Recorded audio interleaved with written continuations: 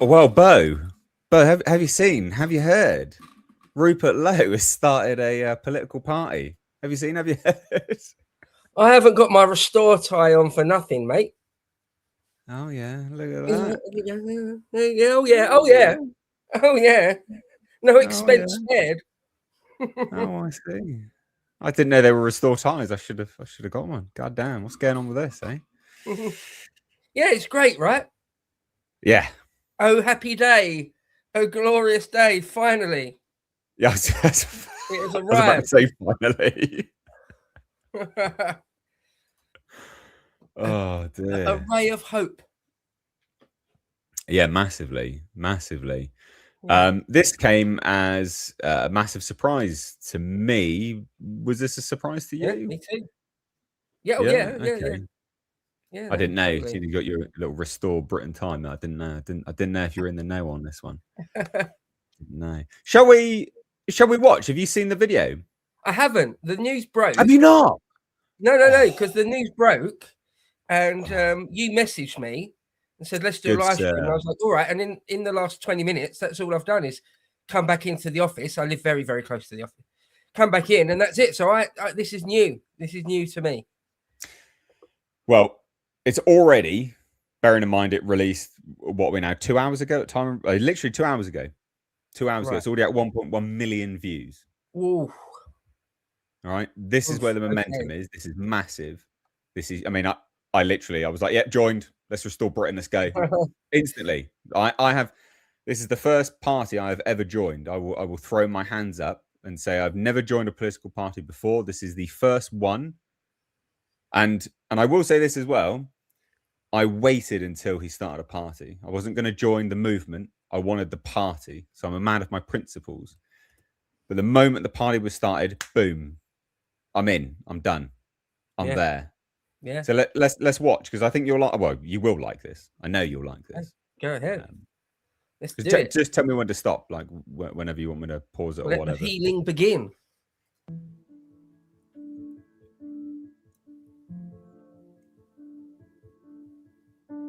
I have chosen to speak to you today from the farm because places like this represent what proper Britain is about. Hard work, responsibility, effort, duty, stewardship. This is the England I know, and this is the England that I love. On a farm, you don't think in election cycles or headlines or polling. You think in seasons. You think in generations, in what you leave behind to those who come after you. And that's why, here on the farm, I am now launching Restore Britain as a national political party. I'm now going to dedicate my life to finding, organising, funding, and providing hundreds of qualified candidates to present to the British people at the next general election. This process has already started, with invitations being issued to patriots in aligned political parties, Reform, the Conservatives, the SDP, Advance, and more.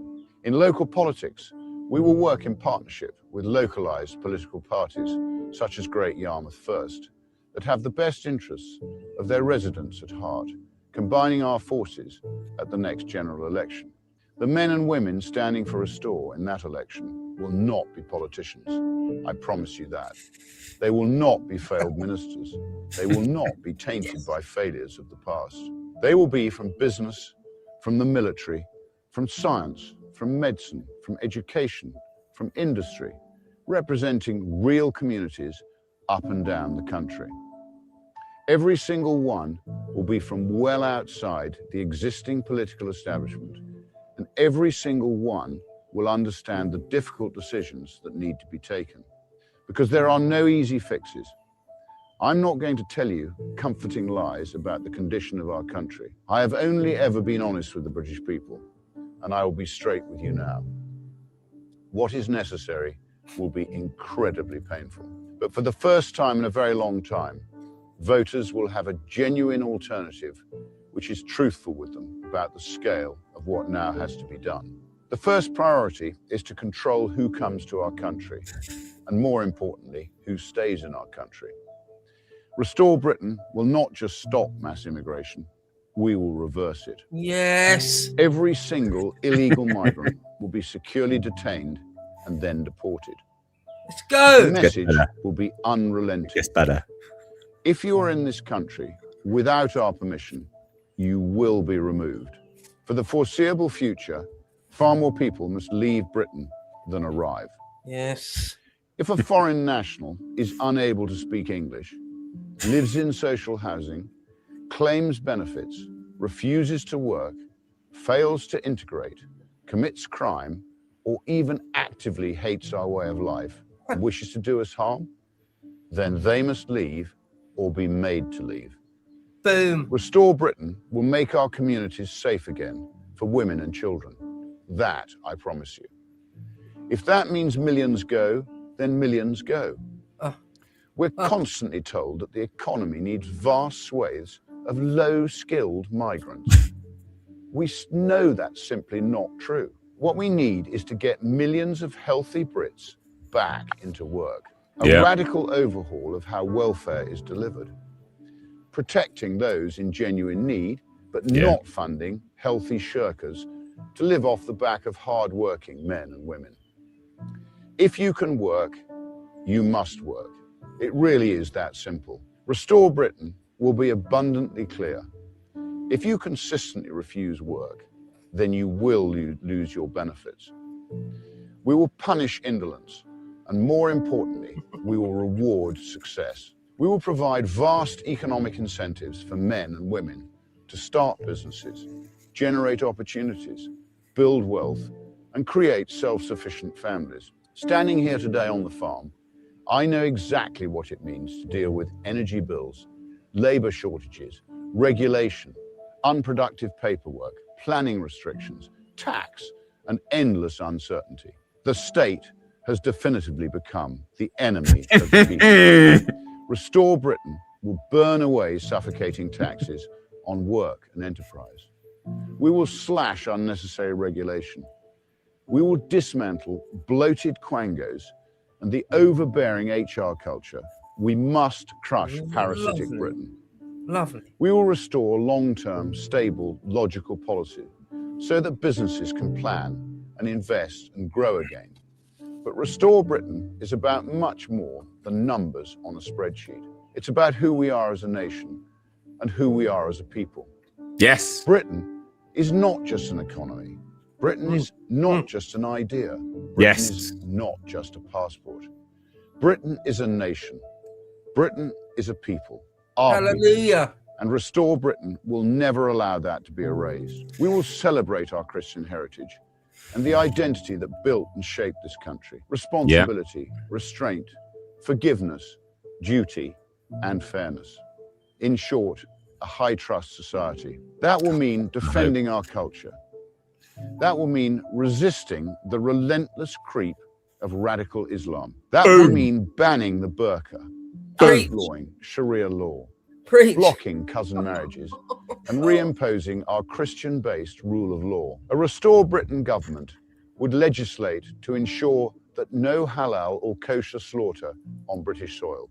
This is Britain, and we will do things our way.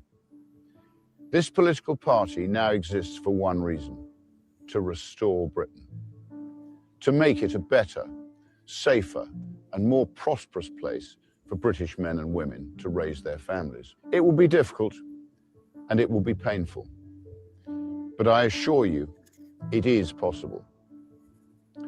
I hope you will consider joining me on this journey and becoming a member of our party. It is our country. It is now our collective responsibility to act. Together, we will restore Britain. Thank you. No, thank you. Thank you, Rupert.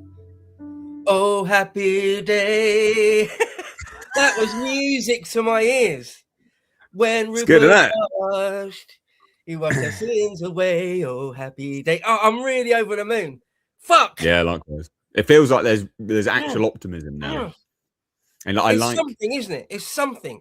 Well, I mean, he went directly for the jugular of Farage. Yeah, no failed MPs. Yeah, no people from the state. No. Actual, just normal people. Yeah. he's targeting everyone that joined Reform, believing that it was a grassroots, as it was in its infancy, and then morphed into some weird uni-party Tory reject blob shite. You know, he's targeting them. He's targeting the people that joined Reform and made it. You know, actually grew it initially. The proper grassroots people. He's saying, no, come join what you initially wanted to join. Well, that's what we are. That's what it says to me. Yeah, it's great. I just couldn't disagree with anything he said. There was a bit towards the beginning as well where he said, anyone from Reform, anyone from the Conservatives, from Advance, whatever. What? Wait, he's not uniting the right, is he? Wait, is that? What? It's not happening, is it? It's not happening, is it? Well, he's trying, isn't he? He's trying. Yeah, I would love it if everyone got on board. Everyone, all the little parties, all the little things. You know, everyone from PA on down, get behind Rupert now. Yeah. Well, I mean, everyone, Britain First, all of them, just everyone. English Constitution. If everyone, I mean, look. I mean, thank heavens. You've got the most base people, the most extreme people on the right at the moment going, yeah, no, I'm behind this now. This is what I'm behind. You know, like, I mean, Steve Laws and Zuma are probably some of the most extreme right you can get currently. And they're like, yeah, let's go.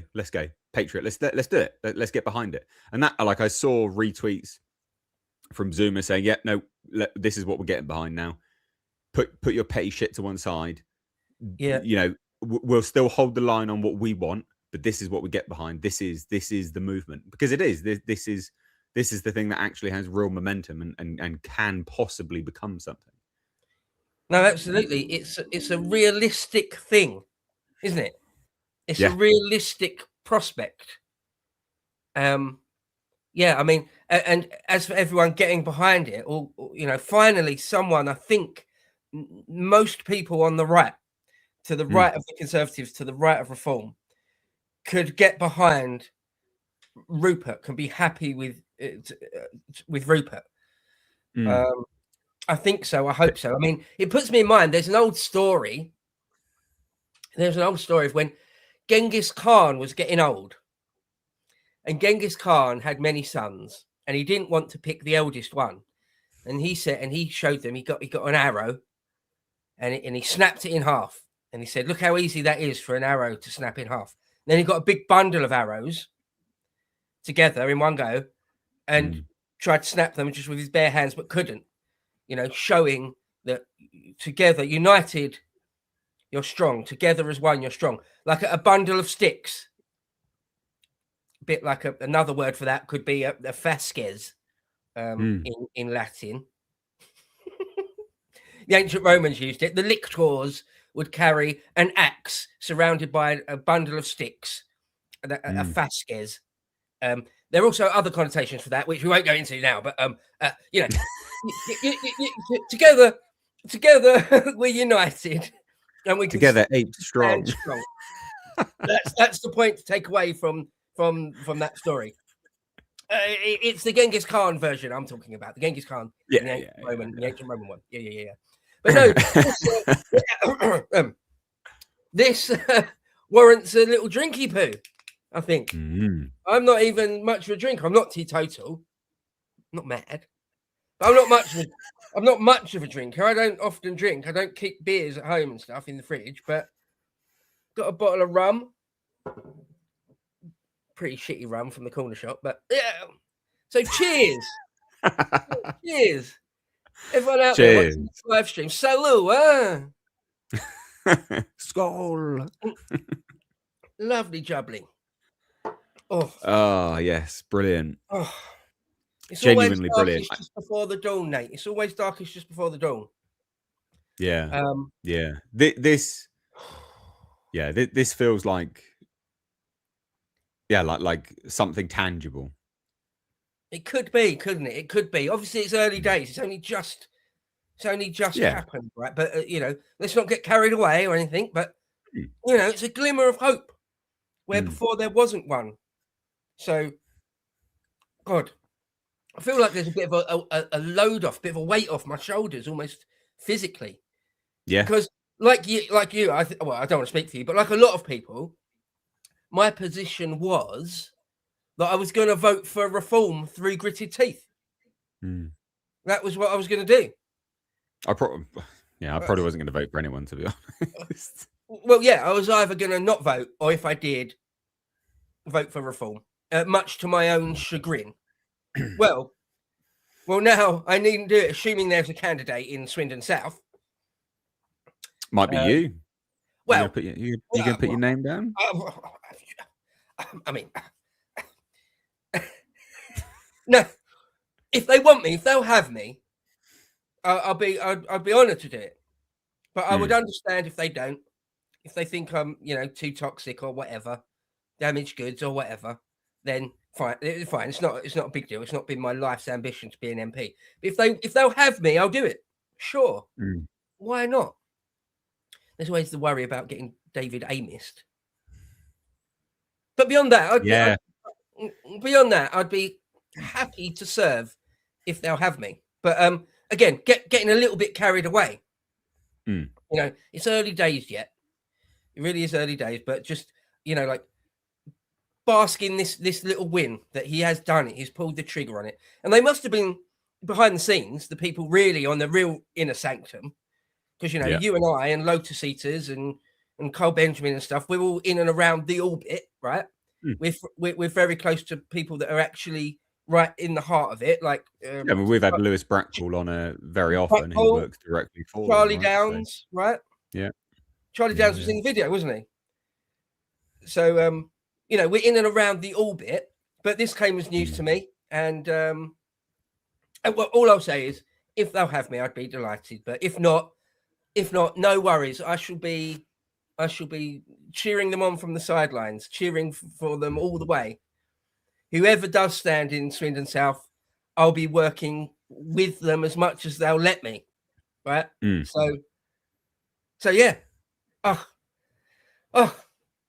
For once, a little bit of good news, right? A true white pill.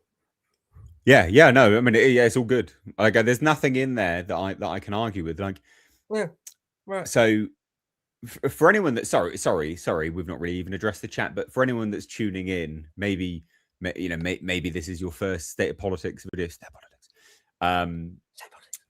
Politics. We've spoken very often with segments here and there. We've addressed our atheism, our non-belief, but we've equally got nothing against. Again, I don't want to speak for you. I'm just sort of paraphrasing, I guess. But we've equally got nothing against the sort of religious foundation of the country. And so, to me, it's nice to go back to that. It's nice. So even when he was suggesting, bring back our sort of Christian values. Yeah, I'm for that. Even as a non-Christian. Even as a complete non-believer, complete atheist, I'm for that. I'm fine for that. Yeah. I want our churches to be preserved from a sort of a heritage viewpoint, and I want all of that to be preserved. And it's significantly nicer growing up. So it was a significantly nicer way of life, that's for sure. Yeah, no, 100%. I mean, just on that, I've been very open and honest that I'm not a practicing Christian. But it's 100% part of our history and heritage. I love walking around an old church. I love walking around a cathedral. Love it. Absolutely love it. I've read the Bible and parts of the Gospels more than once, parts of the Old Testament more than once. I'm fascinated by European Christian history. You'll struggle to find someone who knows more about the history of Christianity who isn't a practicing Christian than me. I love Christian iconography. Absolutely love it as part of our history and heritage. Right, but I haven't been baptized and I don't go to church regularly. But I've got no problem. This is our. There's no other better way of saying it than it's our heritage. It is woven into the very fabric of our society. Every time a church burns down in suspicious circumstances or otherwise, it breaks my heart. Well, we've done a few videos now on the spontaneous combustion of churches here on the State of Politics. So State of Politics. Even when Notre Dame burnt down, the bloody froggies. That was heartbreaking, right? Heartbreaking. Yeah, it was Absolutely a devastating thing to my psyche in a way, right? Yeah, well, some of these churches are older than countries. I've got no problem walking hand in hand, arm in arm, shoulder to shoulder with Christians. Yeah, absolutely no problem. Happy to, more than happy to. So yeah, anyway, that element aside of it, everything in that video was superb. Yeah, not a single thing in it. I thought, I wish he hadn't have gone there with it. I wish he hadn't have said that thing. That doesn't bode well. Nothing. Yeah. So good. Yeah, it's brilliant, and I really like. Good. I like the perspective of starting. No, we're on the farm because, you know, we're not thinking in 4 years down the line. We're not thinking of, you know, we think in seasons and terms, longevity, inheritance. You know, gifting this to future generations. The farm is a great allegory for the country, right? For our great history of farming this land. I mean, it is what generations. It is how generations should and did sort of steward the country on a whole. So every generation's primary job is to leave a civilization that is better for the future generations. Right. And so starting on the farm and using it as an allegory for the country, as in, yeah, no, I'm not thinking like a, you know, like a single term politician. You've got to think more long term. You've got to think, you know, generationally. Yeah, good. Yeah, love that. Yeah, brilliant. Yeah, no, absolutely agree. Absolutely agree. It's just great and wholesome. It's just wholesome, right? And Rupert, I'm one of those working class people. Anyone watching from a foreign country who's not necessarily familiar with all sorts of accents. Mine is a working class accent, big time. I came from a poor household, a 3 up, 2 down terraced house, right? But I'm one of those working class people that hasn't got a chip on his shoulder about posh people whatsoever. Happy to follow them into the breach, right? And I get that with Rupert. It's like, okay, you're my officer. You got it. You need me to storm that machine gun nest? Yes, sir. Because he has got that that sort of aristocratic, pretty posh, upper class stoicism thing going on. Yeah, and I would just love it if you know, if like Britain First and Advance and loads of people that are discontent with anyone that's on the centre right or right, all of them. There's quite a few different organisations, aren't there? Quite a few. Some lot of smaller ones as well. Get Graham Moore on, good old Graham Moore. Just if everyone could just pull together for once, for at least one general election cycle, right? See what we can get done. Because it feels like Rupert's the guy. You know, there's that thing, that sort of intangible thing of what it is to be a leader of men. Charisma. Yeah. I mean, it's more than just charisma, but charisma is a great encompassing term to at least begin to articulate what it is. It's more than charisma, but at least that sort of begins to articulate it. Yeah. I was going to say it's a bit more than just charisma, because charisma is relatively common to have a bit of charisma. You know what I mean? Like Russell Brand's got charisma. Is he a leader of men? You know, there's an intangible, certain something. Je ne sais quoi. Oh, someone in the chat just said gravitas. Yes. Gravitas. Yeah, I guess so. Gravitas. And you know, I think Rupert's got it. I think a lot of people see that. It's also quiet confidence. It's the ability to command without necessarily dominating. You know, you just walk into a room and you can command the room. Not everyone has that. Right. Oh, that's rare.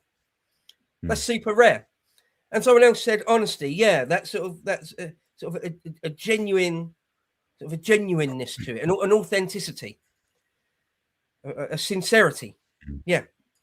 I've never ever thought for a split second ever that Rupert Lowe is, doing a character, that he's playing, that he's playing a game, that it's all just like a spin, right? Someone like, pardon me, someone like David Cameron or even Tony Blair, there was always that a falseness about it, right? There's always that it's a mask, that it's it's your persona you put on when there's cameras on. Yeah. It's not really the real you, the real you. Whereas with Rupert, that's what I get. That's what I get. So yeah, I mean, oh God, what an evening! Superb. Yes, yeah, it is. It is. We've got a super chat actually about this. So thank you, thank you to anyone that does want a super chat. Scaro drops in with £5 and says, "I've already paid another year to reform. Damn, I feel foolish now. Rupert is the way forward. He is the only person that will do what must be done." I would say don't feel foolish. Yeah, I think no one was expecting this to occur, so definitely don't feel foolish, dude. No one. This has come out of left field for most people, even again individuals sort of within the general gravity of Restore, the orbit, as it were. So yeah, don't feel foolish, but equally so, you can cancel it, mate. If you've only just done it, you've got a 14-day grace period or something along those lines normally. But yeah, I clearly we believe Rupert is the way forward. I mean, I myself, I'll be getting behind this full force. Yeah, I've never joined a party before. I've joined now. I didn't join before. I wasn't going to. I stand on my own principles. I wasn't happy with it being a movement, and I was open about that. I was happy to be open about that, and I think that's fine. But now it's a party. Yep, I've joined. I'm done. I'm in. Let's go. Yeah. No, me too. It's something to work for, right? And that makes a world of difference, I think, in life, just in life. Hope. Yeah. When you feel like you've got no hope, and you can't envision a light at the end of the tunnel, then that's when sort of despair, that way is a slippery slope to despair, right? Whereas now, at least it's a glimmer. It's something. It's a kernel of something. It's a seed that, at the very least, you can say has got the potential to grow into a great oak, a great giant oak. Yeah. It'll make a lot of like hardline reform people, make them quite salty, won't they? Oh, you're splitting the vote. Oh, you want Labour to win forever, do you? But what's their argument? Because that's what people were using to not vote for reform. Right. Yep. Right? They were like, no, don't split the vote away from the Tories. Don't do it. Yeah, fuck off. Anyway. Yeah, no, I'm going to vote for who I want to vote for. Yeah. And I don't want to vote for Nigel, the containment project. Well, that's the other thing, isn't it? That now reform, at least for me and for anyone that thinks the same as us, reform are not just like something you've got to sort of put up with or settle for, or it's the only realistic best thing, so you may as well sort of at least half-heartedly get behind them. No, they're now a competitor. Yeah. They're now as much the enemy at the ballot box as the Lib Dems or Labour or the Tories. They have to be defeated along with everyone else now. Yeah. So bear that in mind. Well, Farage is going to be absolutely spinning right now. Absolutely spinning. Those sit-down interviews with Stephen Edgington where he's like, I'm not interested in banning halal. Not interested, mate. Not interested. No. We got other things to do. We got other things that, yeah. Oh, it's going to come back and bite you in the arse, man. No. It's politically impossible. We can't deport people. It's just impossible. Yeah, tell that to, what was it, Pakistan that deported all those Afghanis? Tell that to India, where it forcibly removed all the British. I mean, it's happened the world over. There are many, many nations that have forcibly ejected foreigners. Oh, God. Yeah, we can do this. We can reclaim our ancestral homeland. Thank you, because ours, it means more to us than it does the colonizers. Yeah. That's really important to remember. I was replying to because obviously the Twitter timeline's been going mental, and I love it. I absolutely love it. And there's a I'll just put it up because it's funny. So where is it? There was one. I was replying. So yeah, this person, like Carl. Britain is a multicultural nation now. Turning back the demographics is not feasible. Just accept your new reality. Carl's like, no. Yeah, no. And I'm just like, that's a bet I'm willing to take. Like, our ancestral homeland means more to us than the colonists. Yeah. Yeah. That is one of the most disgusting takes. I hate it with a vengeance, that it's just over. It's over. Pining for anything, pining for the past in any way is stupid and pointless. No, it isn't. No. Sorry. Fuck that and fuck you. Yeah. Anyone saying that. No. We'll have our country back, actually. Yeah. The historically, the idea of deporting large numbers of people throughout history all over the world, many precedents for it, even in the modern world, even in recent times. So we absolutely can do it. Thank you very much. It just takes the political will. It takes a relatively small cadre of extremely committed men to move history. Okay. And so no, I'm not just going to accept it. No, I'm not going to accept being a despised minority in my own ancestral homeland. No, I don't think so. Thank you very much. Thanks for the offer, but that's a no from me. Oh, but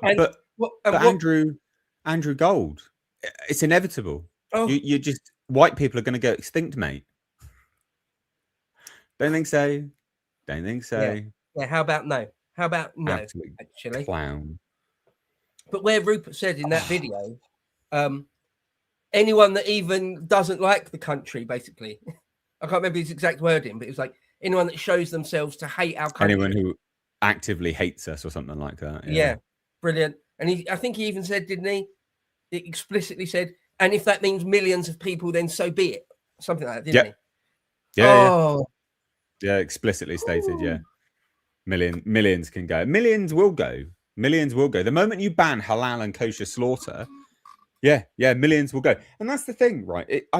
This attitude, this absolute weak attitude, it's this is our land. Our culture should be supreme here. If you don't like it, leave. Our land, our culture, supreme. That's it. That's the bottom line. That shouldn't be offensive. That shouldn't be a controversial take. Right. It's the same as India. India's culture, supreme in India. I don't like it, so I don't go there. There you go. No worries. But this is England. English culture, supreme. I don't want to see it eroded away.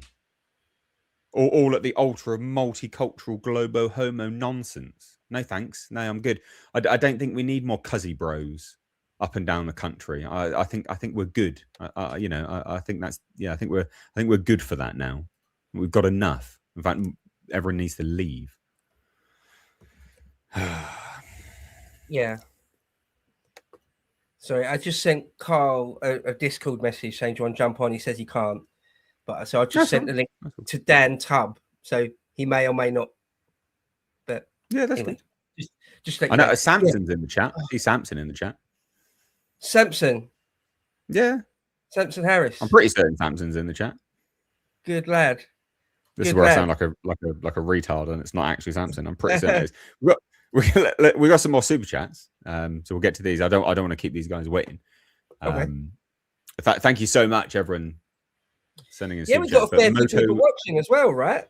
My thing says 859. Not bad. So thank you all. Genuinely, thank you all so much. Hopefully it inspires you. Hopefully, this is the optimism you need to kickstart your weekend. Yeah. Moto Scotty, we're so back. I feel like we are.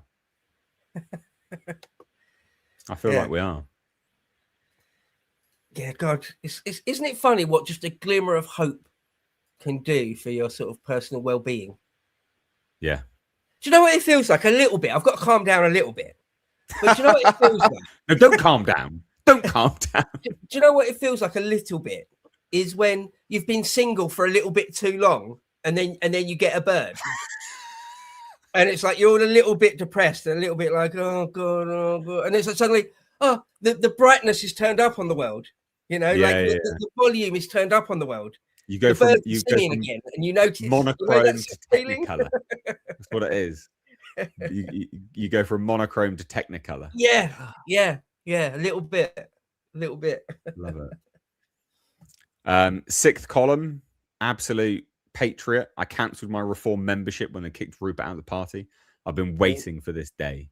I think there's many people that have been. There's many people like you. I think that was the beginning of the end. They really exposed themselves. And then it's just been this massive spiral from there. Yeah. Oh God. I mean, Basher gang, Graham Moore to write up a constitution for us.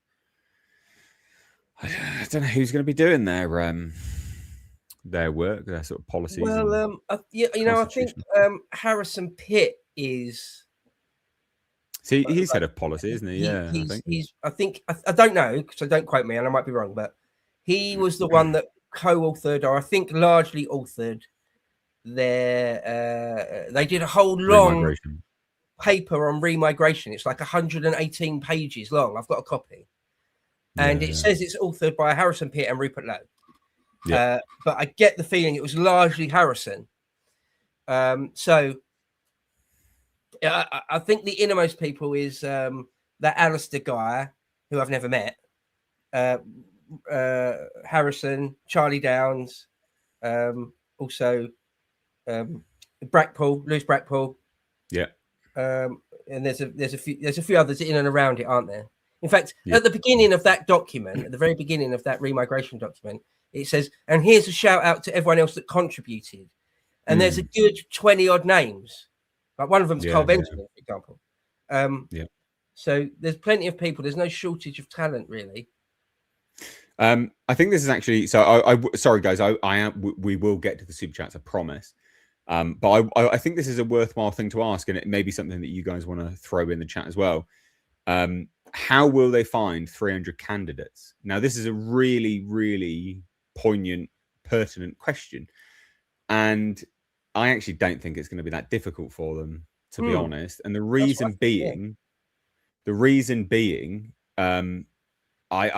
don't even know why we did some recordings today, guys, and this is how we run this channel. Is we sit down a few evenings a week and we try to record a few stories all in one go. And I don't even know why we did some recordings tonight, but I didn't even think about this as a segment, and I should have done. Did you know that Reform launched their candidate fielding thing today? Right? Yeah, they did. They did. And on their candidate fielding thing, fuck me, I replied to it because I was like, "You a bunch of clowns, mate." Right. I literally can't believe I did not think about this. Let me scroll through it. And this is why I think, here you go, right. Our candidate application process for the next general election is now open. Okay, so sorry, it was 2 days ago. My bad, but I only saw it today. You want people to pay you for vetting when you outsource it to Hope Not Hate Behaviour Clan. You have to pay 250 quid. You have to pay 250 quid just to be sort of shortlisted, and then another 150 to go through all of their process. To be vetted by Hope Not Hate. Yeah. All right. Absolute madness. So I actually don't think I don't think it will be much for Rupert to find 300 candidates. I don't think it will at all. Well, when you first posed that question a couple of minutes ago, my immediate thought was, "Oh no, that shouldn't be a problem.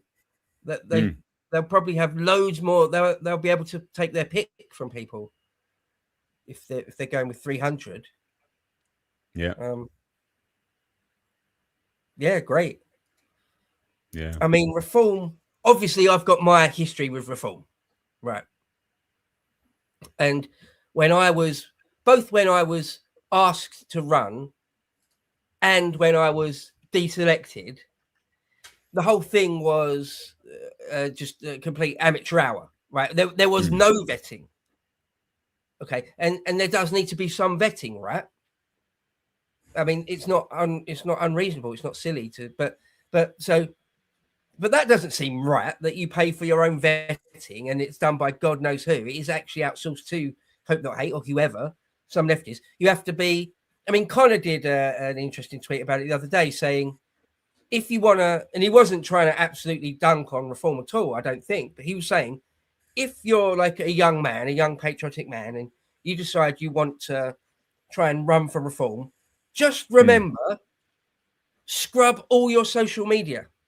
If you've ever made an edgy joke, if you've ever said anything edgy remotely, anywhere on the internet, scrub the shit out of that before you even think about it. Because they'll just, at some point it will come up, or some Lib Dem or whatever will find it and out you, and Reform will just drop you like a dirty rag. And, he's not wrong. Yeah. So we'll see how Restore go about it.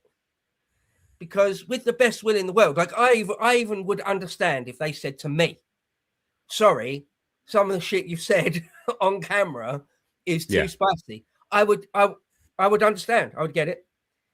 Because there needs to be some sort of, like, you can't, it's not good optics. It's not good politics if you put someone forward and it turns out that they're like, well, something really bad, right? Not just made an edgy joke, but they were a convicted paedophile earlier on in their life or something terrible like that. Or they really have got like a swastika tattoo on covering their entire back or whatever, there would need to be some sort of vetting, but hopefully it won't be anywhere near as insanely weak-wristed as Reform. Well, it was petty. Like, Reform's vetting was petty. Remember, it was a case of, oh, sorry, you're moving a bit too quick on the position that we're going to take subsequently in 2 months' time. Fuck off, you're out. Like, that is a clown show. That is absolutely petty. It's feminine nonsense, and it speaks to Nigel Farage's weak, fragile ego, basically. Yeah. I mean, to tell you how bad it got with Reform, and this is back when I was Dan Tubbs in and around the Reform. Dan, we sent you a link. Dan, we sent you a link. If you want to jump on.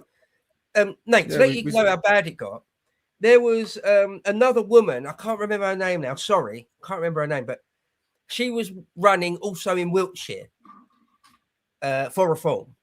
And she got deselected about a week or so after me. And she, at least you can say about me, I did say some spicy things. Yeah. I definitely did. I have written some spicy things. But all she'd stand by every word. Yeah. Oh, yeah. Yeah. I apologize for nothing. This woman, all she'd done is, I think she'd either liked some Tommy tweets or she'd replied to Tommy saying, yeah, go Tommy, or something or other. I'm paraphrasing. That's not what she said, but or she retweeted a Tommy tweet, something or other. It was that. That's all it was. And she got deselected for that. Yeah, that's weak. That's really. It's weak as piss, isn't it? It really is, because Tommy's not even an ethnic, is he? Right? No. So showing some support, showing any real support for a hardline civnat, that was beyond the pale for Reform. I mean, Yeah, I mean that's bullshit. That's just it's just nonsense, isn't it? It's absolute nonsense. We got Stumbling. Says Rupert Lowe is a great advocate for you. Is that YouTube well-being or white well-being? Together we will end the the anti-white. Sorry. So the white well-being. Together we will end the anti-white regime. Once more under the breach, dear friends. Yeah, YouTube censors. Sorry, my bad. I've got to remember. We've got to read stuff for YouTube censors. Yeah, I mean, well, it's just an advocate for your people at the end of the day. You know, like if you're an Indian, be an Indian nationalist. If you're an English, be an English nationalist, right? Like if you're German, be a German nationalist. You should be promoting your own people. There's nothing wrong with that. It's weird that we've become this just, I don't know, like self-loathing culture. Like I personally think the English culture is the best in the entire planet. I'll stand on that. I don't care. I think our culture is the best. I think we spawned the Western world. Yeah. I think European culture on a whole is just phenomenal. I think everything that we've built is utterly beautiful. I mean, go see some of the cathedrals, the artwork, the music. I mean, it's just absolutely stunning. No other cultures on the planet compares to it. European culture, so us included in that. Yeah, you can't. You just don't compare at all. Yeah, the literature. Once more into the breach, dear friend. Once more, or fill the wall up with our English dead. Yeah, great Henry V quote. I say it every morning, don't I? But we happy few, we band of brothers. For he that stands with Rupert today shall be his brother. he there so vile today, so gentle his condition. Anyway, I won't go on. I could do the whole bloody thing, but I won't.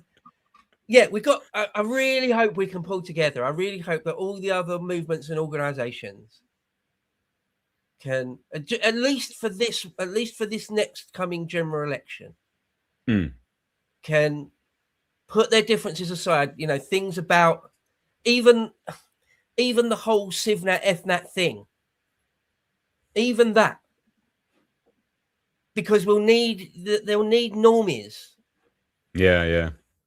To get 200, 300 seats, we'll need a load of normies to have heard about it and to like the message and to So I'm absolutely not saying ostracize any people on the harder right, the harder FNAT end at all. Not at all. I mean, even Steve Laws is on the train. As big a tent as possible.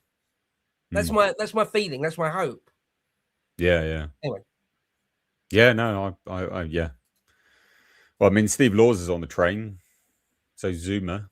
I mean, that's pretty hard FNAT position. So, yeah. I mean, but there'll be some people that will go against that, sure. But guys, I can't stress it enough. If there's younger people that are looking at this and going, "Oh yeah, but he's not taking the hardest right possible stance in his launch speech, so I'm not going to support him." Yeah. I cannot stress it enough that I mean, you've got to compromise a little bit. That's what politics is. I think I genuinely think it's kind of this or Nige, mate. And you don't want Nige. Yeah. You don't want Nige at all. At least this person, Rupert Lowe, at the very least, he understands the culture. I mean, look, Nigel recently came out and was like, yeah, well, we need to get stronger ties with the Commonwealth countries. We've forgotten about them, so we need to bring them over. It's like, fuck me. Can we stop flooding the country with bloody people? Yeah. Like, just stop. Yeah. We're full. So I appreciate there's young people that are probably looking at this going, he's not extreme enough. Yeah. The likes of Steve Laws and to a lesser degree what we do here on the State of Politics, help push the Overton window.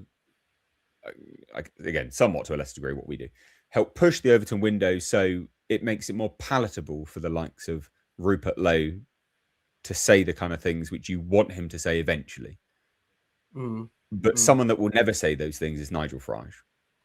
So if you're a young chap or chapette looking at this, going, "Oh, he's not extreme enough," I would implore you, I would just get behind it. I would implore you to get behind it. It's gonna be the best realistic thing you can vote for at the next general election. I would have thought. I mean, 3 years is still a long time. Any number of things can happen in 3 years, but as it stands right now, it will be the hardest, realistic thing worth voting for, won't it? I mean, saying about mass remigration and millions must go. What more can you realistically hope for in 2026 or 2028, 9, whenever the actual general election is? So I would implore everyone that feels that Nige isn't right enough to get behind Rupert, to get behind this. I just feel in my bones that it's going to be the right thing, or rather the best thing. I had 2 tiny tots of rum and I'm almost here. I'm not a big drinker. We can see. Yeah, we can tell. Sorry, I said we can tell. What? You're like, I'm not a big drinker. I'm like, yeah, we can tell. Oh, right, okay. No, I'm not even tipsy. I'm just happy. I'm high on life at the moment. Good. Great. Good. It's great. I just hope loads of the reform people are gonna try and undermine it and destroy it as hard as they can, aren't they? Because they're all in on Nige. Like, Nige has got a bit of a cult of personality, really, hasn't he? Some people are just super hardline pro Nige. Thing you need to remember about that, though, is there's more people in the country that actually dislike Nigel than like him. We've got the polling for that. Yeah. So there will be people. Says he's shit faced. No, I'm not. Yeah, no, he's not at all. I'm almost perfectly sober. Yeah, we're only messing around. There's more people that hate Nigel Farage than like him. So there'll be people that will be joining Reform simply because they believe it is the only way, and there's no viable alternative. I mean, you've got to remember, Rupert Lowe had like 10% without even having a party, right? They got like 10% in the polls, 10-12% in the polls without even having a party. That was a remarkable poll, that one. Yeah. So this will change things big time. So we've got a few more. We've got actually a fair amount of super chats. Thank you so much, guys. Genuinely, and the fact that we've got 1,000 people watching this, thank you. This is our second ever live stream. We did one playing the Amelia game, which is brilliant. Go back and watch it; it's amazing. And then this is our second ever one. So to have 1,000 people watching on a Friday night, just impromptu, means it means everything to me. Anyway, I won't speak for Bo, but this is really special for me to have so many people engaged. So thank you so much. Yeah, no, it's really nice. It's really flattering for a channel of just over 19,000 subs to have 1,000 people watching the live stream. That's not bloody bad at all. I mean, I stream on the main podcast of the Load Seaters, and they've got like I think last time I looked, something like 580,000 subs. And in the mornings, I usually get 1,400, 1,500, sometimes 1,800 watching a live stream. So to get 1,000 on this channel is remarkable. Thank you very much, guys. Thank you. Appreciate it. Yeah. MMD, bunch of numbers, says vote for a real party on the right or Tory reform. Well, that's the thing. Nigel Farage has kind of shot himself in the foot here, because he's taken an influx of Tories which were instrumental key figures in the failure of the Tory governments, the past Tory governments. It wasn't that they were just in the party when the Tories were in power. It was that they were in the government, whilst they were actively working against, whether they were or not, it actually doesn't matter. but they were still figureheads in the government whilst the government was actively working against the British people. So he's really shot himself in the foot here. Yeah. No, I think you're right. I think it was a strategic error for Nige to lean so hard into getting ex-Tories in. Like Suella Braverman. I know she's a bit of a darling of the centre-right. I've never understood that. She was Home Secretary during one of the worst bits of our invasion. I don't buy Suella Braverman at all. I don't buy it. I don't buy her whole spin that she tried to do the right thing and all that nonsense. Now, fuck her. She should be in the dock for her crimes against the nation. Yeah. So, and Nigel leaning into that so hard, I think that was a strategic error. And the fact that Rupert there came out and said he's going to deliberately not have people that are from sort of the Westminster bubble or ex Tories or whatever. Brilliant, great. I think that's what a lot of normies that haven't got their head in the sand, not the ostrich stripe of normie, but you're just your normie who does watch TV, does watch the news, and is on like online a bit. I think that's what that sort of person is screaming out for. They don't want more of the same. Exactly what Nigel's doing. They don't want that. That's exactly what they don't want. More of the same. Yeah. Give us something new. Give us something authentic. Give us some real people. Give us some real salt of the earth people that are natives and patriots and want the best for the country and aren't corrupted by whatever the WEF or whatever. You know. Yeah. Well. I mean, we recorded this evening. We did a segment where I just said I think it was a segment about SNP. Former leader's husband embezzling loads of cash. And I just said it's emblematic of the political elites. I said I don't know how long our political system actually has left because people have completely lost confidence in it. And I think that's actually what you saw at the last general election. It wasn't the amount of people that voted for any given party. It was those that didn't vote. It was the vote share that just stayed home, right? Because you've got to remember is that Labour won on a ticket that previously had lost, right? The total sum of the vote share was a total sum that they had previously lost on. So people don't want politicians anymore. Our political system is such that we've got them right. Again, people have completely lost faith in it though, and so I think Rupert coming out and being like, "Yep, no, not interested. Failed ministers, failed this, but no, just salt of the earth people. Yeah, good. That's what people want.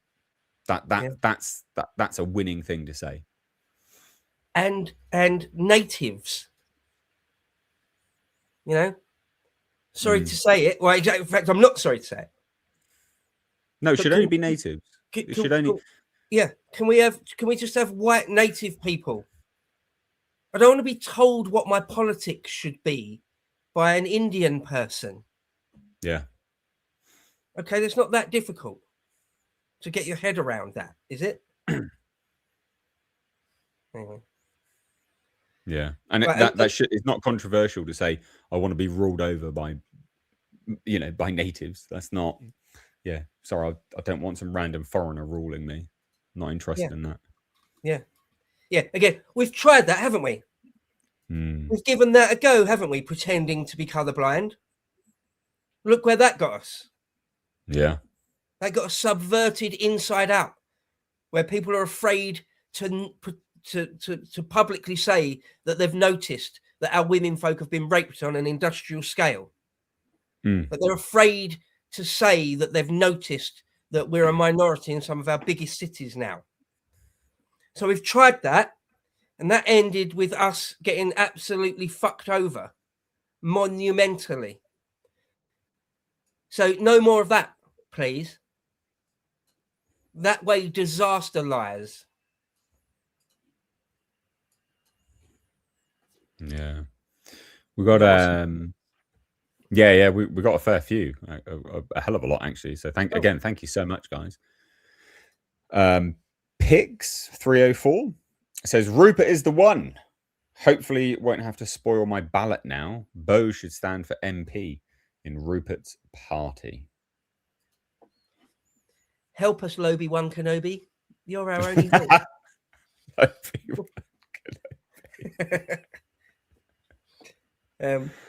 Oh dear, brilliant. Yeah, again, if they want me, I'll do it. But I wouldn't be surprised if they don't, and I absolutely wouldn't be butthurt if they don't. Again, whoever it is, I'll be cheering them on. So, yeah, if they'll have me, I'll do it. Sure. Yeah. Moto Scotty says voting for Restore whilst working from home. Farage BTFO'd again. Well, again, like what stupid thing he came out to say. Like, you know, that was at a recent conference thing he was doing, a recent speech. Just like, yeah, working from home. Yeah, no, terrible, blah, blah, blah. Like, what? Where's the remigration, Farage, mate? I mean, again, we know that you're not interested in it, but it's what you should be talking about. Yeah. Fucking work from home. Pathetic boomer prick.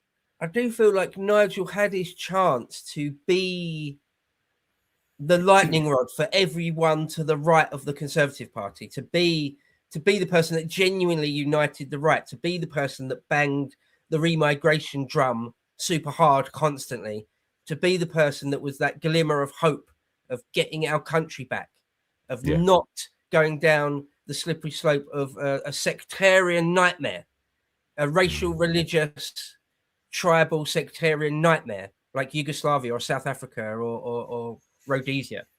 He could have been that guy, and he chose not to be. He's actively chosen to very much not be that guy, and in fact gloat about undermining and destroying anyone that wants to be that guy, and scoff at the proposition of him being a populist. No, I'm not a populist. Right. Then what use are you? Yeah. What good are you to us? What use are you, Nigel? Yeah. So he had his chance. He had his chance to be that guy, and he blew it. There you go. Yeah. Dem Tatties, great name. Holy base takes. Keep it up, lads. My family have been here pre-1400s, so as much as I want to leave, I can't. My homeland. Right. Patriot. We've got nowhere else to go. They can go back to their ancestral homelands. This is our one and only ancestral homeland. Yeah, that's that. Yeah, that's the thing. Is like, you know, try and colonize it all you like, but this land means more to us than it does you. That's not a proposition you want to entertain. That's not a scenario you want to go down at all. So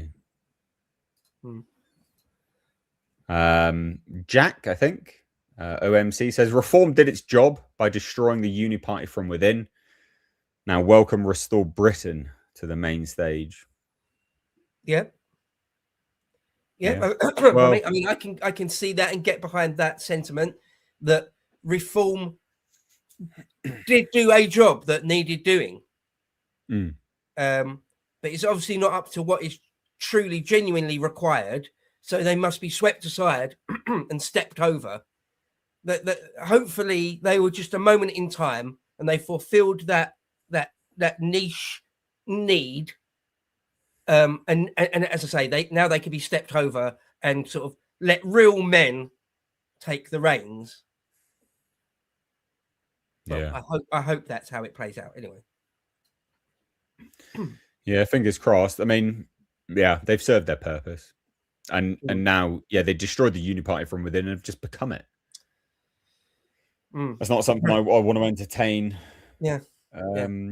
Allowing to come through. I'm not interested in that. Yeah. I don't want Tory 2.0, Tory reborn. Nah. I mean, you know, he recently came over to the bloody. He was recently at the WEF, wasn't he? Oh, and stepping up to the plate. It's Dan. Hello. Hey. Oh wait, hang on, I got an echo. Oh no. There we are. How are you, sir? Is he here? Can he hear us? Danielson. There we go. Right. I was playing you in the other tab. Right. What a bloody good news this is.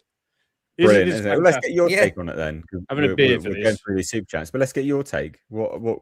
Yeah, thoughts? Oh, can't hear you, mate. Oh, you muted yourself. You've muted yourself. You're on mute. Oh, apparently You're your on mic mute. isn't even connected. He's having a boomer moment. Oh no, it's not connected, mate. You're on mute. You're on... I can't unmute you. Your mic's not connected. Oh shit! Unplug it and plug it back in. We heard him a minute ago, though. He was all right. I like know. 5 seconds ago. I know. We'll do another super chat whilst Okay. Dan sorts the technical problems out. Oh, there. Make bacon rolls mandatory for breakfast. Oh, Yeah, could do that. love it. Someone on the breakfast show the other day said, a prerequisite for getting any new citizenship is you have to eat a pound of bacon. I said, yeah, or a gammon steak, is up to you. Wash it down with a whiskey just to check. Testing. Hey, there he is. Oh, you can hear me. Excellent. Yeah, right. So my take on this, right? So I've been looking at what people have been saying on Twitter, and a lot of people are saying, "Oh, this is going to split the vote." I think it's very simple. There is the one distinction that matters in British politics at the moment is: are you going to deport the Boris wave or not? Right. Yeah. And there were like 9 or 10 parties on the other side of that, but they won't, including Reform. He's made it perfectly clear he has no intention of going down that route, trying to get rid of people. The most he will do is maybe deport some of the boat people. Right, that's it. But the problem is bigger than that. The problem is the Boris wave and the millions of people that come over and the aunts and uncles of the rapists and all the rest of it and the people who just don't share British values. There is only 2 parties on the other side, and that's going to be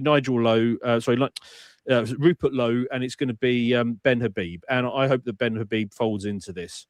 So and really Ben Habib, great chap, but he hasn't got the momentum.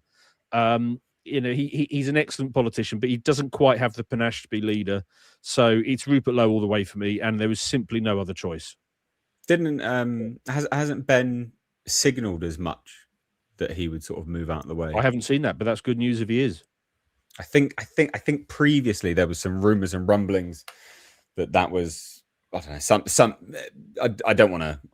It's something I'd heard. I don't know. I can't confirm the veracity of it, but it's something I had heard. But yeah, you're right. You're completely right. Yeah, and I've been through this a number of times before.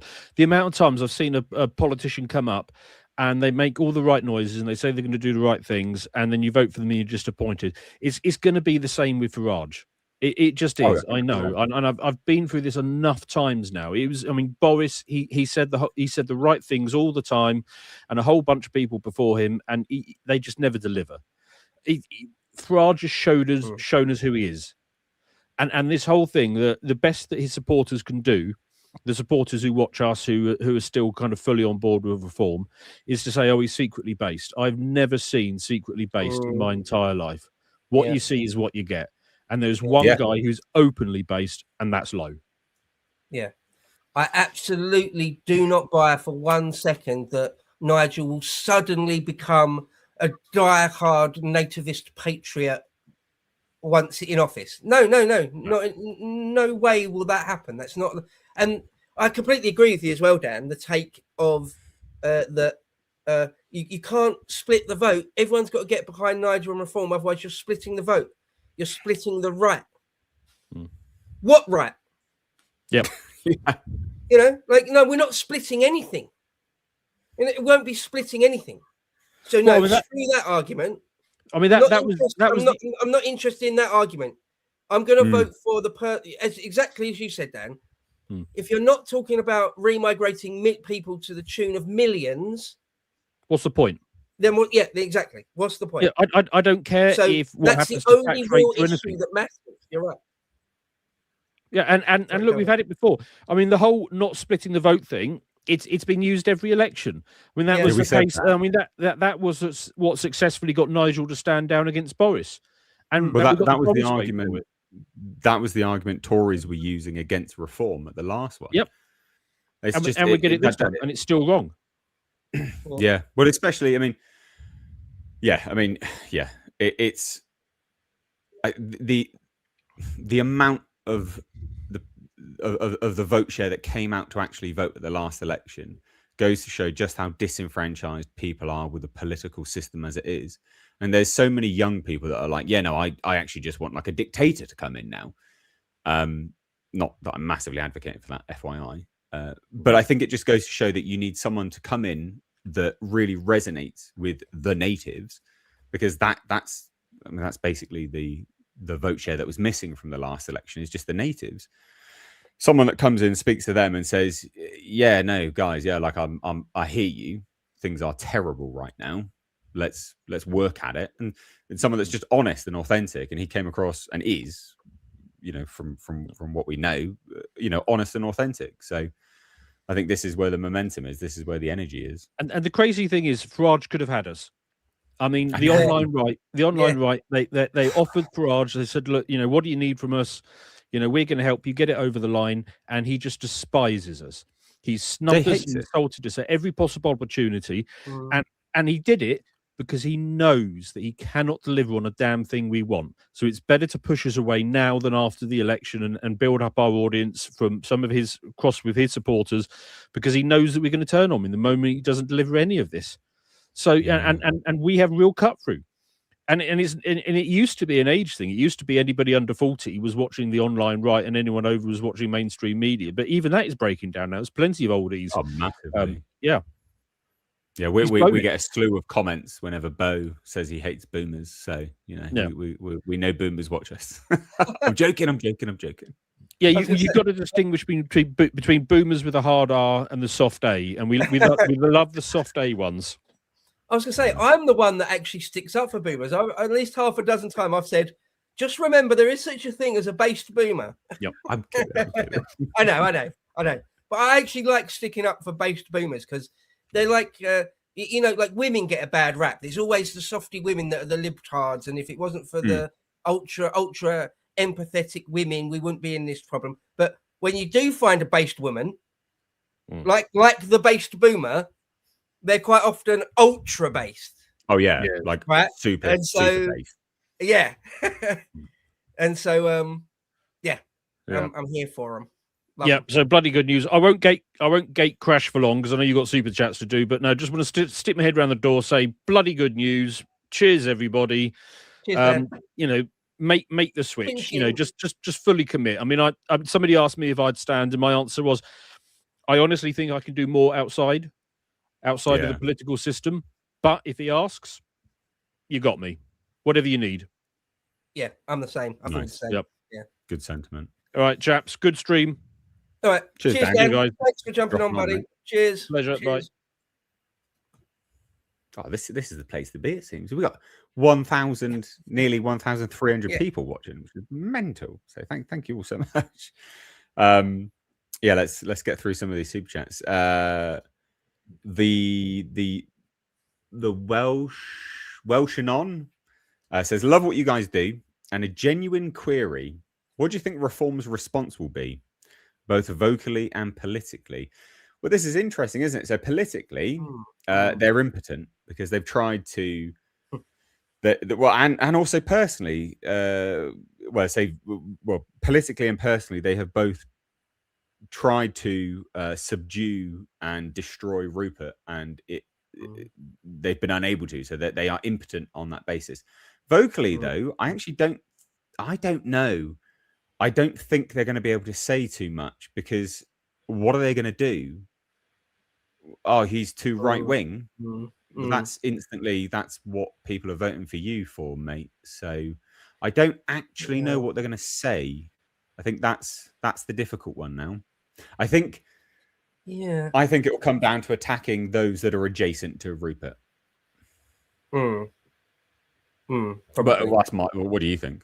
Well, yeah, I mean, I actually got a similar take to you. Is that I'm not quite sure what angle is best for them to attack him on, because if everyone should remember, they tried to put him in prison on false charges, didn't they? Actual prison, yeah. Yeah. So, they'll try and smear him, won't they? They'll definitely try and smear him. undermine him, belittle him, say that he's super far right, all those things, say that he's a Nazi, whatever. They'll pull all the same tricks that everyone to the left of them say about them. That's what they'll do. Whether it will stick, whether it will work particularly, I don't know. I don't know what else they can do other than that. Or they can just try and laugh it off, say that it's a laughable thing. Diminish right? it. It's pathetic. Yeah, just try and diminish it from a perspective of delegitimizing it, basically. Yeah. I mean, they'll try all of those things. I would have thought. It's just a matter of whether any of it really sticks. We'll see. Yeah. I don't think any of it's going to stick. And, ladies and gents in the chat, we would like to welcome a friend of the channel, Carl Benjamin. Oh. Nice to have you on. Oh, I can't hear you. Hang on a sec. Oh, you can't? Oh. Yeah. This is the issues we had with Dan. Dan, we couldn't hit, and Carl can't hear us. It's the alternative. Oh dear. Well, Reese, why the hell can't I hear you? With £10. So thank you so much, man. Appreciate that. Yeah. But we've got to keep talking to make sure you can actually. Yeah, we have to keep hear us when it does come through. Keep up the audio so they can hear. Kyle calling says, "Time for the restoration of Britain. Hope Bo runs for office. Quack quack." That's a reference to the. That's the reference to the paper, isn't it? That your thing was published in. What's that? Sorry. Quack quack. Mallard. Mallard's a duck, isn't it? Oh right, okay. Maybe it is that. Yeah. I don't know. Yeah, I was published in the Mallard. Yeah. Oh, maybe that is that then. Yeah. Well, thanks anyway, Carl. Appreciate that. Do appreciate that. And then we've got. I don't know what this name is. I can't read that. I'm sorry. But anyway, it says, "I sincerely wish you all the best for this difficult and without a doubt perilous endeavour. You suffered long enough. Greetings and love from Saxony." Well, thank you so much. Oh, nice. Thank you. I was going to say, it's amazing. We got people from all over the place. Thank you. Yeah, that's crazy. Yeah, thank you all. In fact, let us know where you are tuning in from. I'll be intrigued to see. It always blows my mind when someone just mentions, "Oh, I'm actually watching from New Zealand. Oh, I'm actually watching from Utah or whatever it is." You're like, "Oh wow, really? Yeah. Oh shit!" I'm literally. You kind of forget you're actually being broadcast around the entire world, basically. Yeah, mad. It is easy to forget that sitting in just a room talking to a PC, but anyway. Sorry. Restore Britain, free the Isles from tyranny, from Slag Nasty. What a great name. For me. Oh God, yeah. It does feel like there's some optimism. So yeah, hopefully. Slow. It's the start of something. That's the thing. It is the start of something. And hopefully Carl can hear us now. I can hear you now. Can you hear me? Hey. Yeah. Yeah, I can hear you. Wow. Thank you, Carl. Appreciate it. Thank you, sir. That's all right. I shouldn't really, so I'm not going to stay for too long because I'm babysitting the kids tonight. But exciting stuff, right? I mean, yeah, isn't it? Yeah. Can I ask you a quick question? Did you have any inkling? Because this was a complete surprise to me. Had you heard anything on the grapevine before this happened? Well, I mean, I've heard things through the grapevine, but I didn't know that something was going to be launched tonight. Right, yeah. Right. You know, I mean, I didn't know it was going anywhere or anything like that. Right. So, what do you think then? What's your take? You know, what do you think? What did you think of the video? I mean, I know your take, but more for the people in the chat, I guess.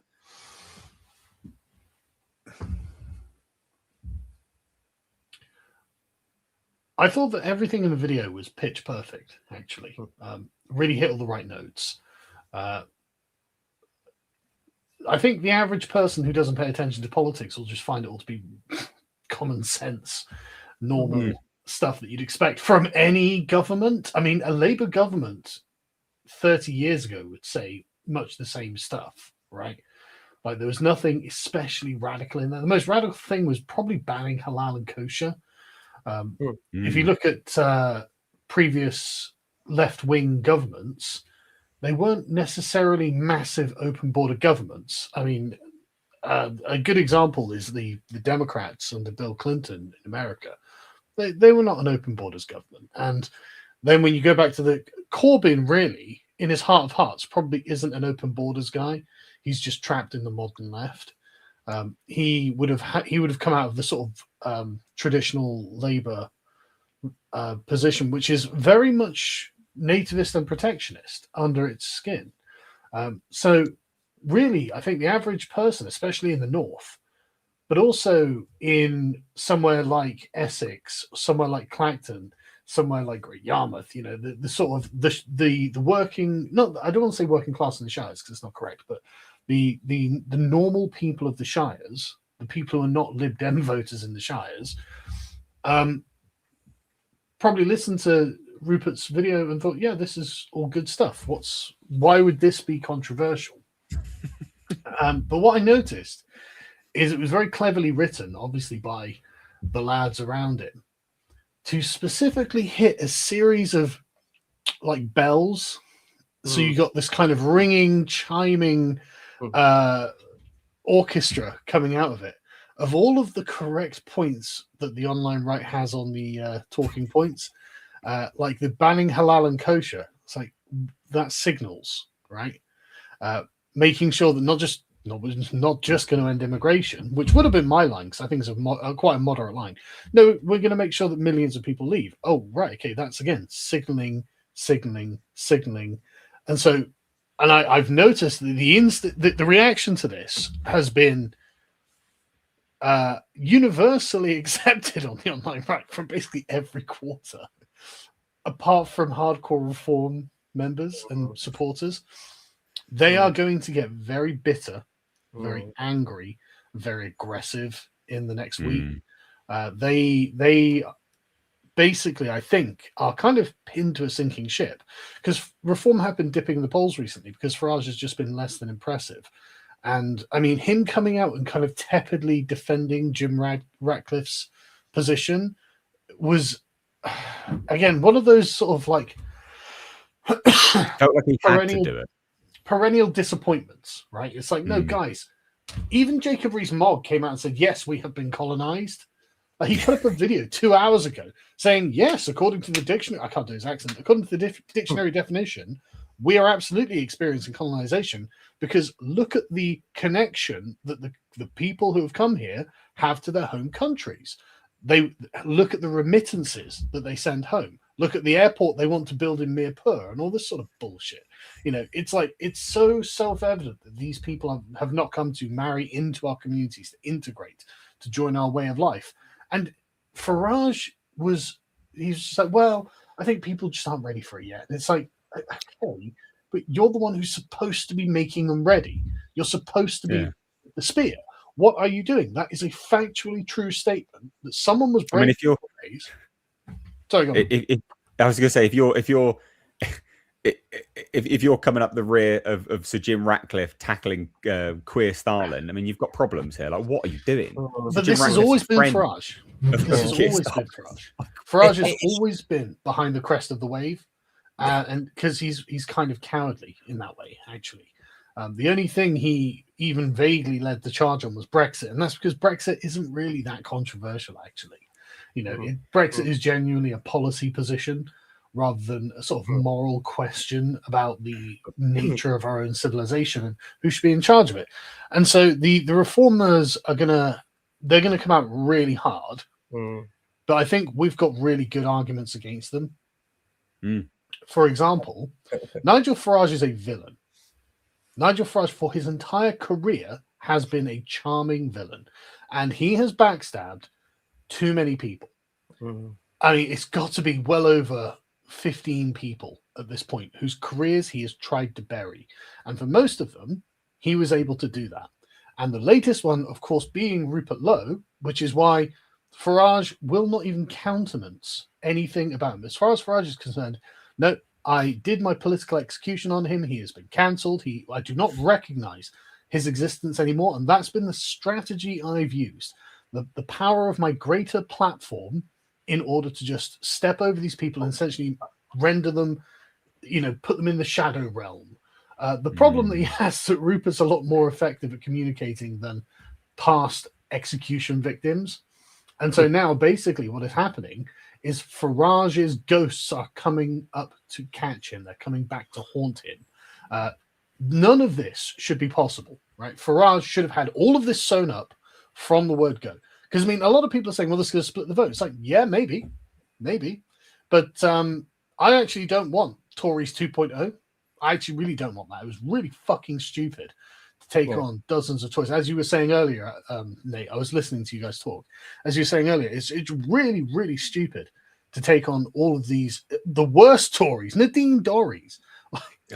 And like Gemma Consuela, you can make an argument for them because they've come out hard right. Way more to the right than Farage, right? You can make an argument for them, even though I completely understand, Bo, that you wouldn't want to accept it, right? But at least the argument is there. But Nadeem Zahawi, the vaccine guy who wanted us locked down, have vaccine passports, wanted us to be punished for not taking the fucking vaccine. Why would you take him?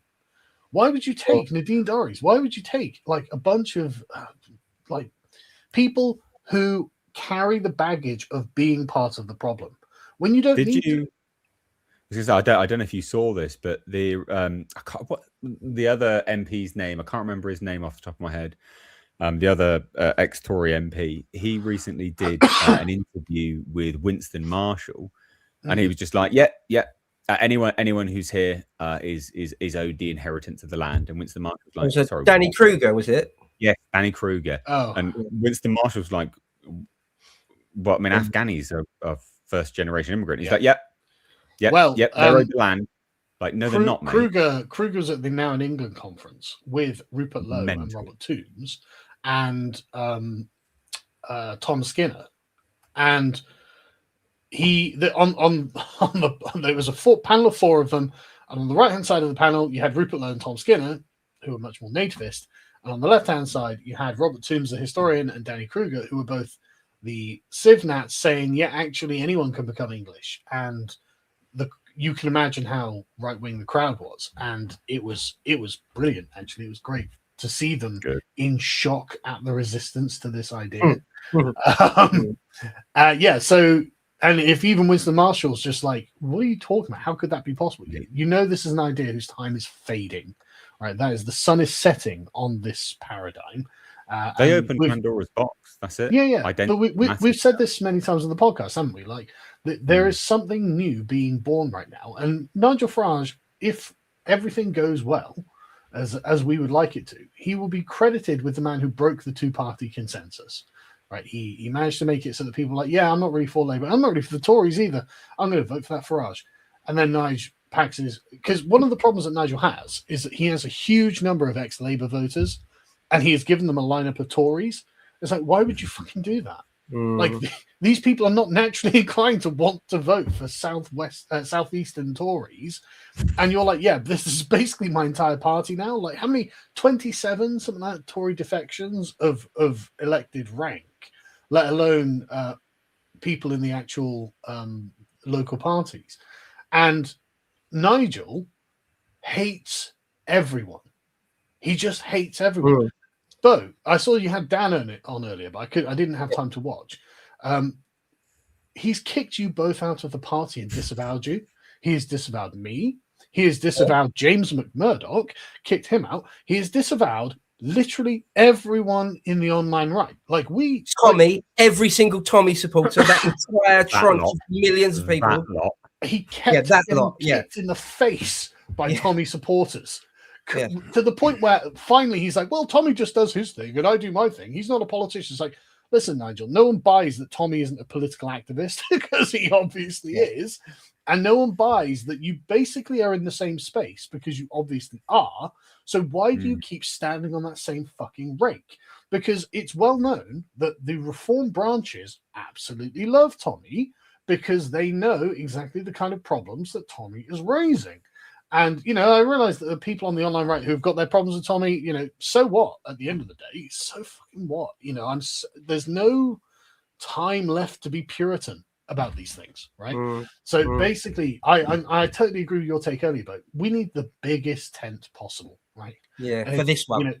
For this one, sorry, no, we have to just get the biggest tent possible. So you are going to have to tolerate, people who you do not think are pure enough. That's too bad. That's just what we're going to have to do. And like you were saying, like Tommy's got millions of followers. So at the end of the day, that, like, whether you like it or not, a lot of the English working class are where Tommy is, politically, intellectually, morally. That's the realistic thing. It breaks both ways, I think, Carl, as well, though, that sort of the hard line griper end and the, like, just 1 millimeter to the right of the Conservative Party. Yeah. They've both got to sort of tolerate each other, though. It goes both ways. But if that can happen, if that can be a reality, I feel like Rupert Lowe will just steal all the momentum and actually do well. The thing is, the thing that Rupert Lowe is signalling is straight up just nativist. So he's already got Steve Laws on board. I highly doubt he won't be able to get Tommy on board. I haven't seen anyone of any substance cancelling him. Yeah, and so it doesn't matter whether people have their criticisms of Tommy and they don't like whatever relationship he has with Israel. That's fine, because Rupert, the entity Tommy is getting behind, is just native. Yeah, I mean that ban non-stun slaughter. Yeah, well, that affects all sorts of Middle Eastern religions and shows that Rupert isn't beholden to any of them at all. It shows that Rupert's platform is very much Britain first rather than any other country first, which really should put a lot of faith, give people a lot of faith in that actually this is the project. This is it. Like, because I mean, Reform just announced their Friends of Israel thing, didn't they? I can't believe that. Of course you can believe it. Of course you can. All right. Of course you can. It's exactly. I'll pick up my handkerchief. I can believe it. It's exactly what they're going to do. And the thing is, wasn't it heckled by Jewish people, though? Yes, it was. It fucking was. And it's just what's that about? It doesn't even matter because it's not about anyone else. It's about us. Because the thing is, right, Reform have got loads of structural weaknesses. For a start, remember, there was polling done that showed only about a third of Reform members were personally committed to Nigel Farage, right? Only about a third of them. That's, if I'm Farage, I'd be scared of that. I'd be like, well, hang on a second. Aren't I the Reform Party, really? I'm the face of it. How can only a third of our actual paid members be for me? Like, how is that possible? And I think it's literally because of the Tommy thing and because of the fact that he's such a wet wipe on so many goddamn issues. And so, that the Reform branches right now are in their WhatsApp groups going, guys, what are we thinking? Yeah. Right, up and down the country, right? Because a lot of them defected from the Conservatives. A lot of them are not happy with the state of play because the Conservative local branches basically collapsed, right? There are going to be a bunch of ex-Labour ones, probably 2 in the north, and I bet Rupert could win a bunch of like Northern Labour over. Even those Northerners who are still with Labour, I bet he can win them over because he's not Farage, right? He doesn't look like Farage. I bet he can win over Jeremy Clarkson. Right? Seriously, the fucking avenues for advancement here. A great bellwether. Both farmers, right? I mean, just from that basis, like both understand the fundamental wrongs that are happening. Whereas Nigel's like, oh well, let's just ban work from home. What are you doing? Yeah. Things. There's one point I want to make about the Farage question himself that you touched on there, Carl. What you said about there's two ends of the spectrum, I think, of people about Farage. There's the hardline, always Farage people that just adore Farage, see him as a bit of a cult figure, and he can do no wrong. And then there's all the dead bodies he's left in his wake. Yep. Like you put the arbitrary number of 15 on it, but if you add in people that have been ruined by him by proxy, it's who knows? Thousands, right? Who knows how many? He's left in his wake a disaster zone. So you've got two ends of the spectrum there. People that will never ever give up on Nige and are convinced he is the savior type figure, and then there's, I think, a lot more people that don't huge trust numbers and don't like him. There's definitely a movie or something like that where this character exists, and I can't think of it off the top of my head, but like they get murdered by the shades of people they killed or something like that. This is the sort of thing that you can easily see actually happening to Farage here, because he is a very difficult person to work with, and he has shown this over and over and over. And when he gets put into difficult positions, he acts in very vindictive ways, right? This is one of the things that, I mean, going all the way back to Kilroy, in 2000 or whatever it was, Bloody hell, late 90s. Yeah, but when UKIP was first formed, when Nige feels that his position is under threat, he gets bloody. He starts pulling out the knives and stabbing people he thinks worry him. But the problem is he can't actually do anything to stab Rupert. So he's going to be, he's going to be upset about these things. And Nigel, you'll notice he's actually weirdly discombobulated in interviews. The Tommy stuff really showed it. How he never handled the Tommy stuff well, right? He always was, you see him getting flustered by it.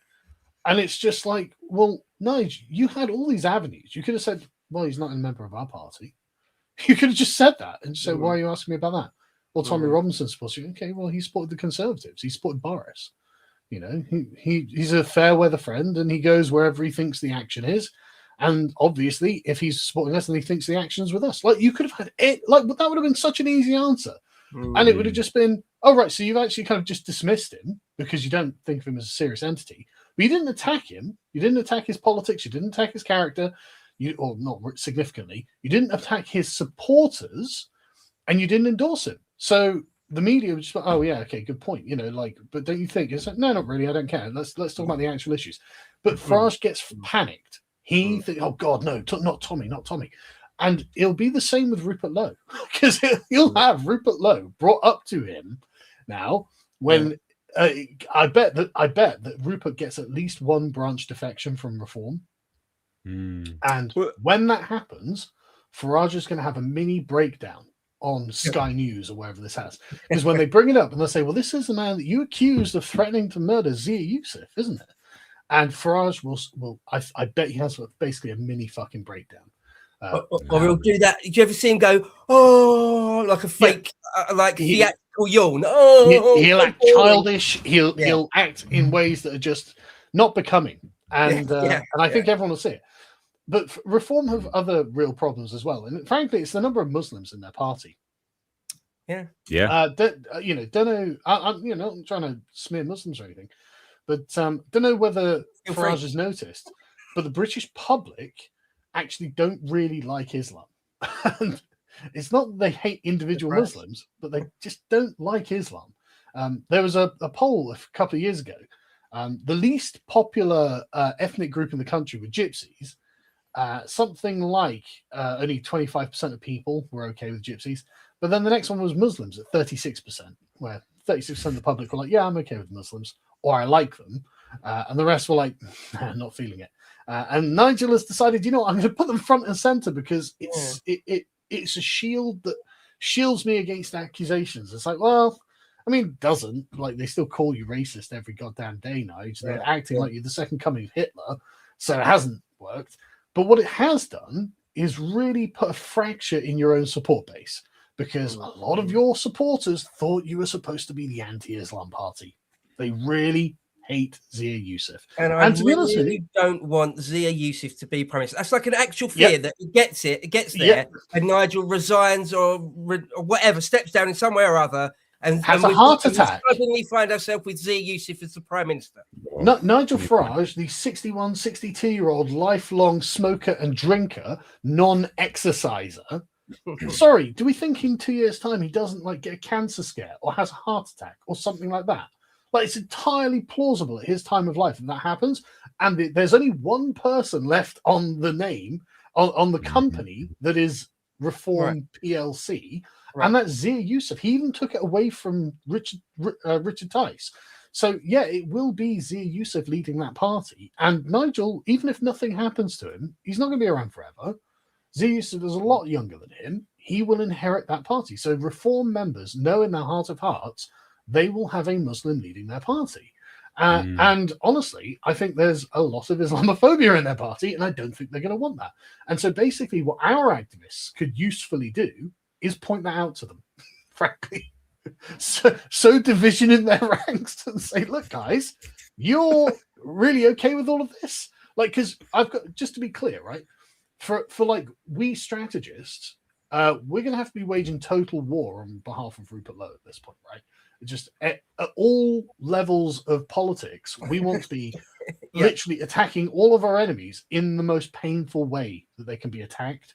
So, for example, with Labour, it's immigration. It's immigration and grooming gangs, right? If you're a Restore supporter, go down to your pub and be like, I could never vote for Labour. Grooming gangs. Who's just held the grooming gang inquiry? Rupert Lowe. Did Farage? No, he said he would, but he did nothing. Labour and the Tories didn't bother doing it, but Rupert Lowe got off his ass as an independent MP, raised 600k, and just did it. And look at what came out of it, and it was brutal.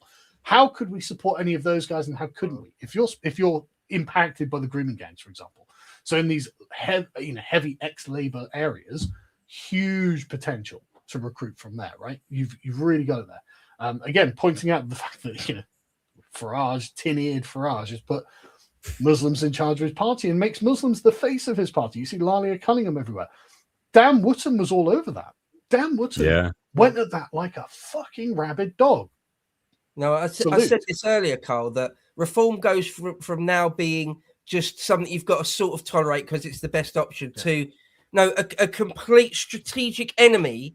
As much as the Lib Dems or Labour or Conservative at the ballot box, people have only got one vote, so Reform are as much the enemy now as any other party. And on the next avenue of attack is personal, right? Where are the personal scandals around Rupert Lowe? He's been in public life. Well, they tried. There's none. They tried. Yeah, exactly. They gave it a shot, didn't they? Yeah. He's been in public life for what, 30 plus years? Like, sorry, where are his mistresses? Where are his bastard children? Like, there are allegations floating around Westminster that Keir Starmer has a bastard child and a mistress, right? They're obviously Farage is 2 wives now. He's divorced or whatever, and he had an affair with that Alex woman. I can't remember her surname. And things like this, right? Farage, scandalous personal life. Rupert Lowe married for 40 years and has 2 children, something like that. Completely normal family man and now grandfather. Well, that's why Farage went for the jugular and tried to get him in prison because he didn't have any dirt on him. He couldn't get dirt on him. That's why he tried to get him in bloody prison. That's why they attacked him for, putting his dog, putting his dog down in a way which doing the manly thing rather than, so doing the manly thing. Nothing. So they've got nothing. So for Farage, made a joke about this at the art conference in 2024. He's like, "Oh yeah, I'm for family values." Well, I know I'm not a great example of that, and it's like, okay, well, why would I choose you if an alternative is on display? Actually, like for me, the joke about that, mate. Exactly, the sort of like the traditional dads, the fathers who are concerned, the married men who run their own businesses. Rupert Lowe is a much better example of what I would like people to see than Nigel Farage, right? Yeah. Nigel Farage is the lad, the man behaving badly, and really his entire premise is fix Blairism. I'm going to reform the current order. It's like, no, I don't want the current order. I want what we had before. So restore, as much as I don't like the RE beginning of the word, and I've said this many times and everyone knows, it actually does make sense, at least, that yes, no, we want to restore Britain, not reform UK. Like, look at it nominally. Like, the reform UK. No, fuck UK. I hate the UK. I love Britain. I want that back. And so at least the in UK the name, is everything that's wrong with this country. The UK is the decline. I want the restoration. I want what was taken from me. I want what has been colonized and turned into this declining hellhole of just absolute detritus. I'm done with this. So true.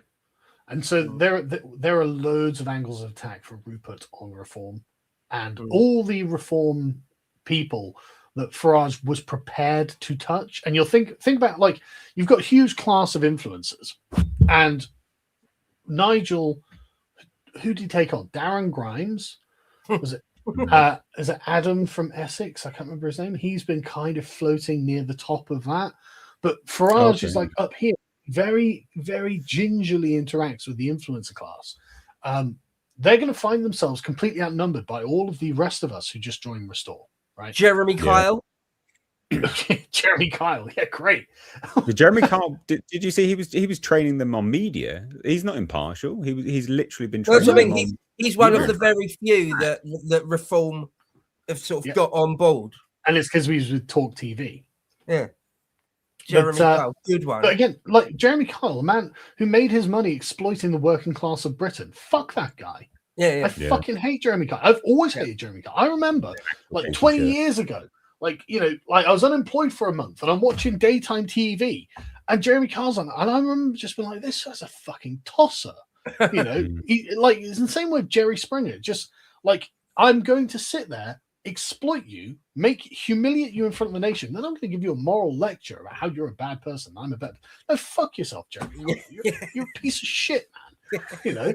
And Nigel Farage attracts like, right? So it's one of those things where a bunch of people who were Tories have pinned their standards to reform now. And okay, sorry, but Nigel was always a bit of a questionable property anyway. There just wasn't another alternative. So basically the online right and anyone else who is watching and is concerned, one, you need to go down to the pub and speak to people, right? You actually need to go and make these arguments, and basically we need to start eating up reform and just explain to people, no, fuck Farage. He's behaved too badly in the past, literally like a villain. He's honestly the wettest right winger you've ever seen. He's cowardly. He's completely afraid of media. Because I mean, what Rupert Lowe has got here, and this is the true advantage, and this is what makes him genuinely like Britain's Trump, is that he begins outside of the consensus. His initial original position is fuck the media, fuck the system, fuck everything about the current paradigm. We're going back. We're getting back to the thing that we know we should have. And they're all going to be completely against him. And with his position of remigration, not only do we know that already 44% of the country are completely on board with it, polls have been done that show 44% of the country without any persuasion whatsoever at all. Without any campaign, are already like, we need millions at home, right? We need that to happen. So that's a massive constituency. But you know that Farage will be on the left-hand side of that question. Right? Yeah, it's politically impossible. Can't do it. No, can't do it. Exactly. Interesting. I don't want my name. I don't want my name attached to nasty quotations. You know, well, I remember when super pro reform supporters were saying, "Look, Nigel Farage is winning in the polls. He's at 30%. He's polling better than any other party." And I was saying, you know, if he was really hardline remigration, he'd be polling at 40%, 50%. Yeah, and he should be. Well, he should be. Yeah, but he was too scared.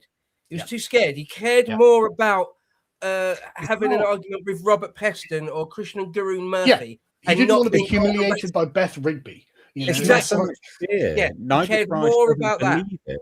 It's not so much fear. He doesn't believe it. He doesn't have the conviction. He doesn't want it. No, I agree. I think he probably doesn't have the conviction. Yeah. And we saw that in the Winston Marshall interview. And what was the other one that he did? The Stephen Edgington one. Yeah. Like, it's just it's not my ambition. And it's like, okay, well then what good are you? You know. Whereas with Rupert Lowe, he's not afraid of them at all. He's already begun from the position of, I don't care about your fucking opinions. I'm going to tell you how this is. And so Rupert Lowe, what Rupert Lowe has now begun the Trump strategy, right? Which is take a hardline position that you know that most people agree with, but all of the political class, including those people closest to you on the center right, will all disavow and crush them with it.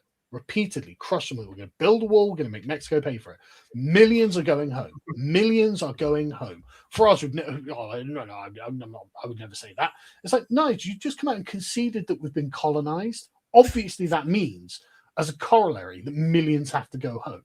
Like that. Otherwise, you're saying, no, I'm actually fine with the colonization of Britain. I just didn't think you were ready for it yet. It's like, well, okay, you should be the leader, but also you would need to find the balls to say it, because that's what everyone thinks when you concede that the country has been colonized. And this is not just us. This is every single example of colonization in history. It's the suitcase or the coffin, right? That's literally the ultimatum that is given when it's understood that colonization has come to an end. And Farage just, literally the weakest fucking response. Whereas Rupert Lowe has just come out and stated, right, no, millions going home. So there's one man on that side of the argument, and everyone else is on the other side of the argument. Nigel Farage is now standing shoulder to shoulder with Keir Starmer on the question of how many millions are going to get deported. And his answer is 0 millions. And Rupert Lowe's is X millions. Yeah. Like there is a variable of how many millions. So, it's how many. It's so be it how many. That is what it is. Who cares? Exactly. Well, that's what. However long it takes, however many it takes to restore Britain, and that's the cleavage. That's the line in the sand, which is brilliant. Exactly. That's the cleavage that Rupert has to open up.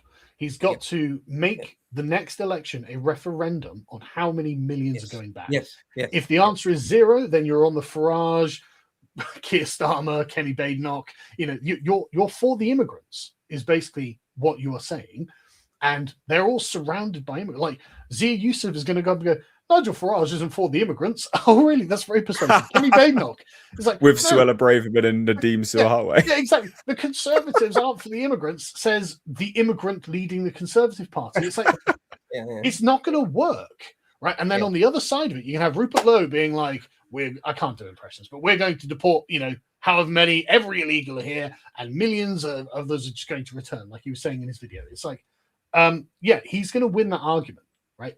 There'll be the media will be like, oh, how could you say this, Rupert? Look at what Rupert said. He's evil. And that will be exactly the Trump effect, where people will be like, oh, wow, Rupert said that, did he? Oh, that's exactly what I wanted to fucking hear. Exactly, I've been waiting for someone to say that. Thank God. I think you're exactly right to pinpoint, as you said, the cleavage there, because it's something Dan said as well. Dan put it slightly differently. He just said, the only thing that matters really is the remigration issue. You're either for it or you're not. So all this talk from reform people of splitting the vote, no. Nothing's getting split. Nothing's being split here because Nigel's on their side of the aisle.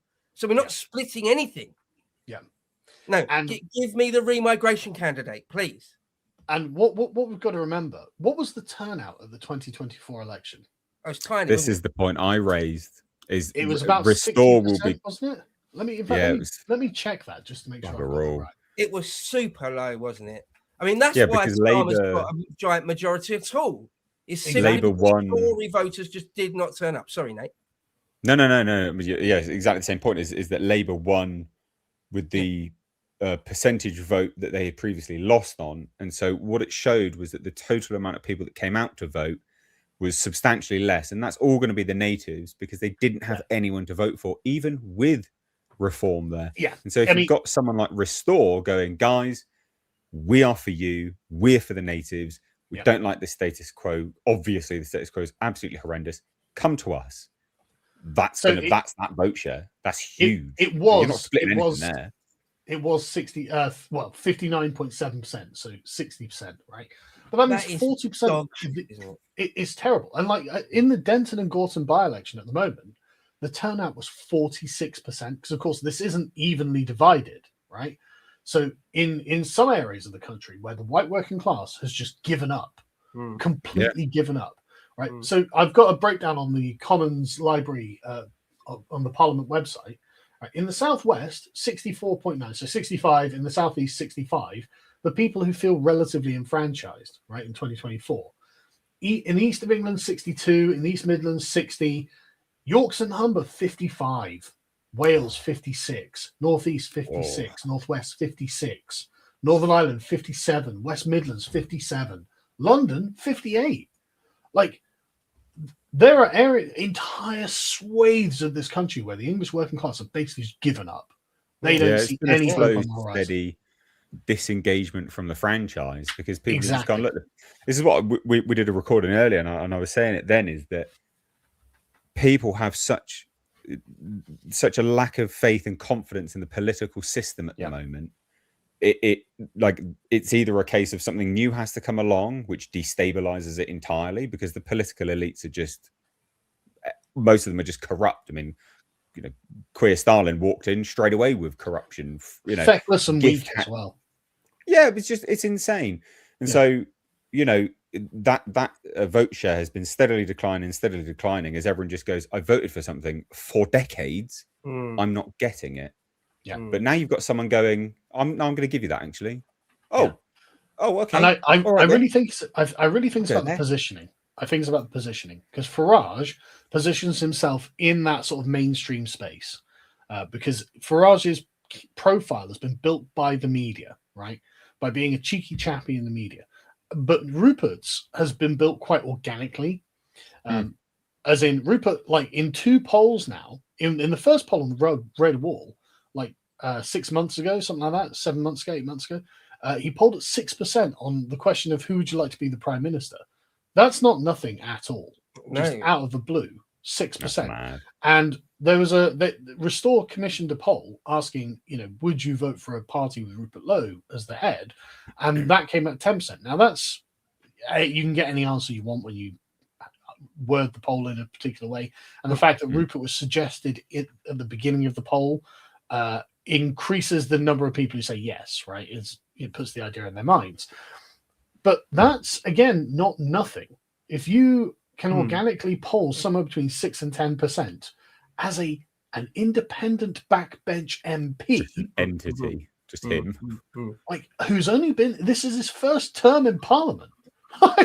He's only been in Parliament 18 months. It's a remarkable thing. It's a very remarkable thing.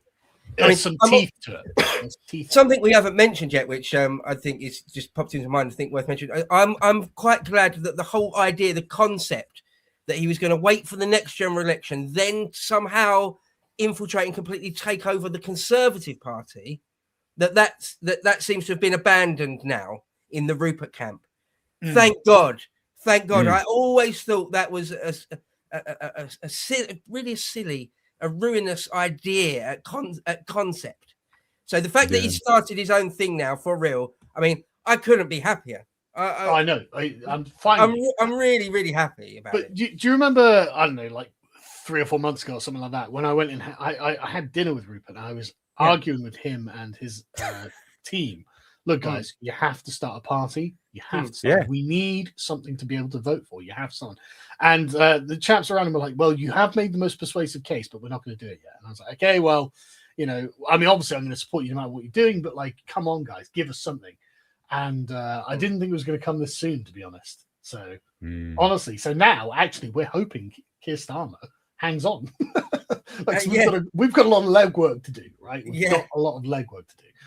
So basically, if you are a supporter of Restore Britain, you need to get out and proselytize. You need to explain to your friends and family, no, it's not Farage. Farage is a fucking grifter. He's been a grifter his whole life, and he's been weak and feckless and evil to a lot of people. He's just going to be Tories 2.0, which is a very persuasive argument to make, since he has packed his party with Conservatives. And this guy isn't going to be the guy who fixes things. And it's quite clear that that's the case. So easy argument to make, easy argument to win. We need to just start spreading the word. And Rupert has already got an amazing social media game. He's got a great team around him. We know the team around him. He's absolutely superb. What are we waiting for? We've just got to get out there and start pounding the ground. Literally. I really do think that's a really good bit of advice. And to some people, it might sound, I think, like not flippant, but it might sound like it's not really a big thing. But I think it really is a profound thing. Go to the pub, your friends and family. Talk to your friends and family about Play them the video. Yeah. Go Play down them the video. Talk about it in the pub. Talk about it at a barbecue. Whatever. Left wingers. That's big. That's massive. That's real. That's real life. Yeah. Yeah, no, it's massive. Left wingers and Lib Dems, why they're so successful is they have a good ground game. They're constantly out there, constantly. We need to get on Rupert and be like, now, guys, we need banners that we can put up in windows, Again, just like the Lib Dems do. Lib Dem, voter here. You know what I really want? I really now. want them to just take on the Britannia symbol, like the woman with the trident and the shield. Like, take that. Yeah. That's the Britain I want back, man. The classic. Because then when people are attacking you, it's like, no, you're attacking one of the core symbols of Britain there. Because everyone else is it's foundational symbols. Like, everyone else has just left that on the table, like, for some reason. And it's like, okay, well, we could take it. It's a badass symbol. Because they don't like Britannia, do they? They don't. Again, it's that whole. The symbol already is just like loads of little British Isles. I mean, but like, I'd like to be able to put in my window a picture of the Britannia with "Restore Britain." Right, it makes perfect sense.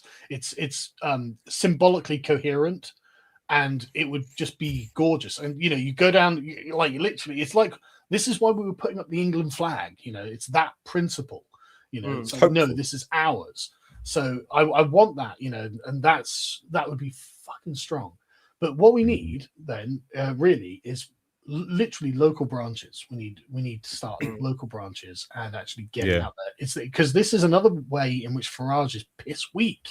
He is literally centralized all power and authority in the top and just commanded the local branches. Rupert just isn't inclined like that. He views the people as being responsible for their own actions, and he's genuinely a traditional Englishman about it. He expects them to get on and do the work. I expect that getting local branches is going to be quick and easy, and then poaching good people from Reform, from Conservatives, from Labour is going to be easy to staff those, because it's going to be where the energy is. Yeah, I was going to say that there's a lot of very unhappy people in Reform councils as well as their local branches. Yeah. So I mean, literally in my local area. Yeah. I know the local Reform councillor, and they're like, nah, not impressed, not happy, not impressed, not happy at all. So I think they're going to lose a lot. I hope they're going to lose a lot. Yeah, same. They deserve it. So that's basically got to be in the minds of the people watching, right? The activist class watching. You're going to have to go out and be literally his men in the field, and take the good news to the people of the country. We're all going to have to do it, obviously. We obviously do our bit because we're media, but like, you guys who are just watching, you have a job, and that's to tell 10 of your friends, guys, Rupert Lowe's fucking going for it. This is it. And this is the best we're going to get as well, by the way. We're never going to have an opportunity like this. Yeah, we have to go on the attack. And I'll tell you, Carl, I'm bloody looking forward to it. I'm raring for it. I can't wait to enjoy the struggle. Yeah. I actually enjoy the struggle. Well, I posted my Henry V quote on Twitter when I joined the party. I was like, yeah, come on. Yeah. But being the underdog, and there's a gigantic, wondrous prize out there, and it's not guaranteed. No. There's a real struggle, and nothing's guaranteed. There's nothing finer in life. Very few things are finer in life than that struggle. Yeah. Embrace it. And this is always where we've been the best as well. This is always where we've been the best. I saw Renard Camus tweet something the other day that was, I thought, just completely true. It's like the Englishman's mind is never sharpest until it's almost too late. And it's like, that's so true. That's so true. We're so lazy and like slack until almost at the very last minute, when all seems lost, and then we pull it out the bag. And we've done it so many times throughout history, and we can do it again. I mean, this is what we do. Yeah. This is our wheelhouse. Yeah. This is our wheelhouse. Yeah. Nothing focuses the mind. I'm stoked for it. Yeah, I am. I'm genuinely the restoration excited. Begin. God damn. I'm going to have to head off, guys, but I don't doubt that we'll be talking about this all next week. I'll see you in the office on Monday. Take care. Yeah. Guys. Thanks for coming on, Carl. Appreciate it. Yeah. Thank you very much for coming on. Appreciate it, man. Okay, cool. Really cool. Thank you, guys. We're peaking at like 1,700 viewers. So I've just got to say a massive thank you so much. This is our second ever live stream, and I can't stress it enough. Thank you for everyone tuning in. It's just an impromptu thing, obviously, because it's just dropped. I mean, I text Bo. I was like, Bo, let's do a live stream. He came back to the office, and I stopped sitting in front of my fire to come up and do this, and yeah, it's very humbling that so many people want to join in and join the stream with us. So thank you so much. Yeah, it means a lot. Yeah, no, absolutely. So let's get through. Yeah, sorry, go ahead. Yeah, let's get through these super chats now, guys. I don't want anyone to be kept waiting. So we've got Pix 304 again says Nigel doesn't care about England, just wants to be PM and give a middle finger to the Tories. They can all F off. Yeah, he does seem to be opportunistic, you know, not necessarily a career politician, but a career activist, I guess, a career lobbyist. I don't know what I call him, but it's not necessarily a straight up career politician, but he is a career activist, I think. It's a vanity project, ultimately. I think he cares more about, I think Nigel cares most about Nigel. Yeah. Yeah. Yeah, that's fair. Yeah, completely fair. Yeah. I thought you were going to say more then. No, good point. Phoenix Reborn says a great day. Shame it had to be launched on Friday the 13th, but I'm just superstitious. If you're already a Restore member, will you have to pay again? I don't know. I don't know. I genuinely don't know. Maybe if I were you, just email them. They seem pretty good for responding to emails. So just email them and ask. It may have to be, because I don't know how finances work on these things. It may have to be, you know, repaid to then go to be registered as a party. I have no idea. I wouldn't want to speculate, but I just say email them. And as for being launched today, I kind of think it's good. It's on not necessarily on Friday the 13th, but it's good that it's launched on a Friday, because Laura Kuenssberg on Sunday. She's gonna have a fucking field day, mate. She's gonna have a field day. Can't wait for that. Do you reckon Clarkson will get involved? And another one. Hope so. That's cool. Says, would Clarkson support Lowe? What do you reckon? I got no idea, but I don't think it's crazy. It could totally happen. I did see Clarkson the other day throwing a little bit of shade at Nigel and Reform, so could quite possibly happen. That'd be nice. I think Clarkson is certainly a good bellwether for how a lot of people think and feel on the right. Yeah. Clarkson's an interesting one, isn't he? Because Clarkson is very reminiscent to Rupert Lowe. You know, a person that speaks very profoundly to the average Briton. I don't want to say working class, but it is also working class. But he speaks for the average Briton, whilst also being able to hang around with the elites and having a shitload of money, right? Like he's very similar to Rupert Lowe in that respect. Like he knows a hard day's graft.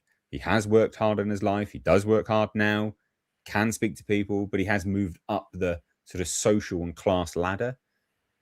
But he connects really well with just the average Briton, the average Briton.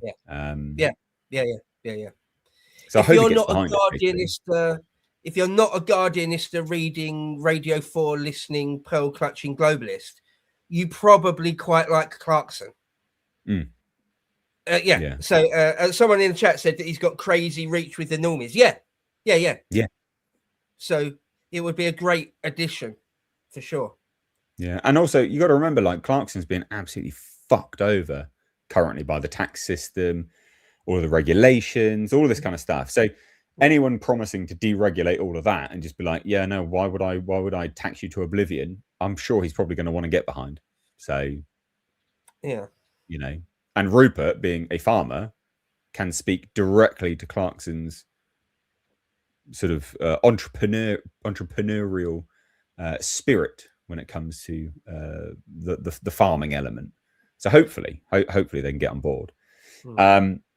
Americans stand with our cousins in the UK. Glad Restore finally became a party for Britain's sake. Yeah. I'll let you in on a little behind the scenes secret. Myself and Bo, we were actually planning to do a segment on Hurry Up Rupert, Where's the Party? Yeah. Yeah, we'd actually talked about it, hadn't we? Yeah. We're like, we don't want to burn any bridges, but let's do a segment saying, come on, Rupert, we're dying on our asses out here. We really need you to do this. And then he just bloody did it. Brilliant. Astral Dragons says, I quit Reform last year when Nigel stabbed Rupert in the back and had the interview.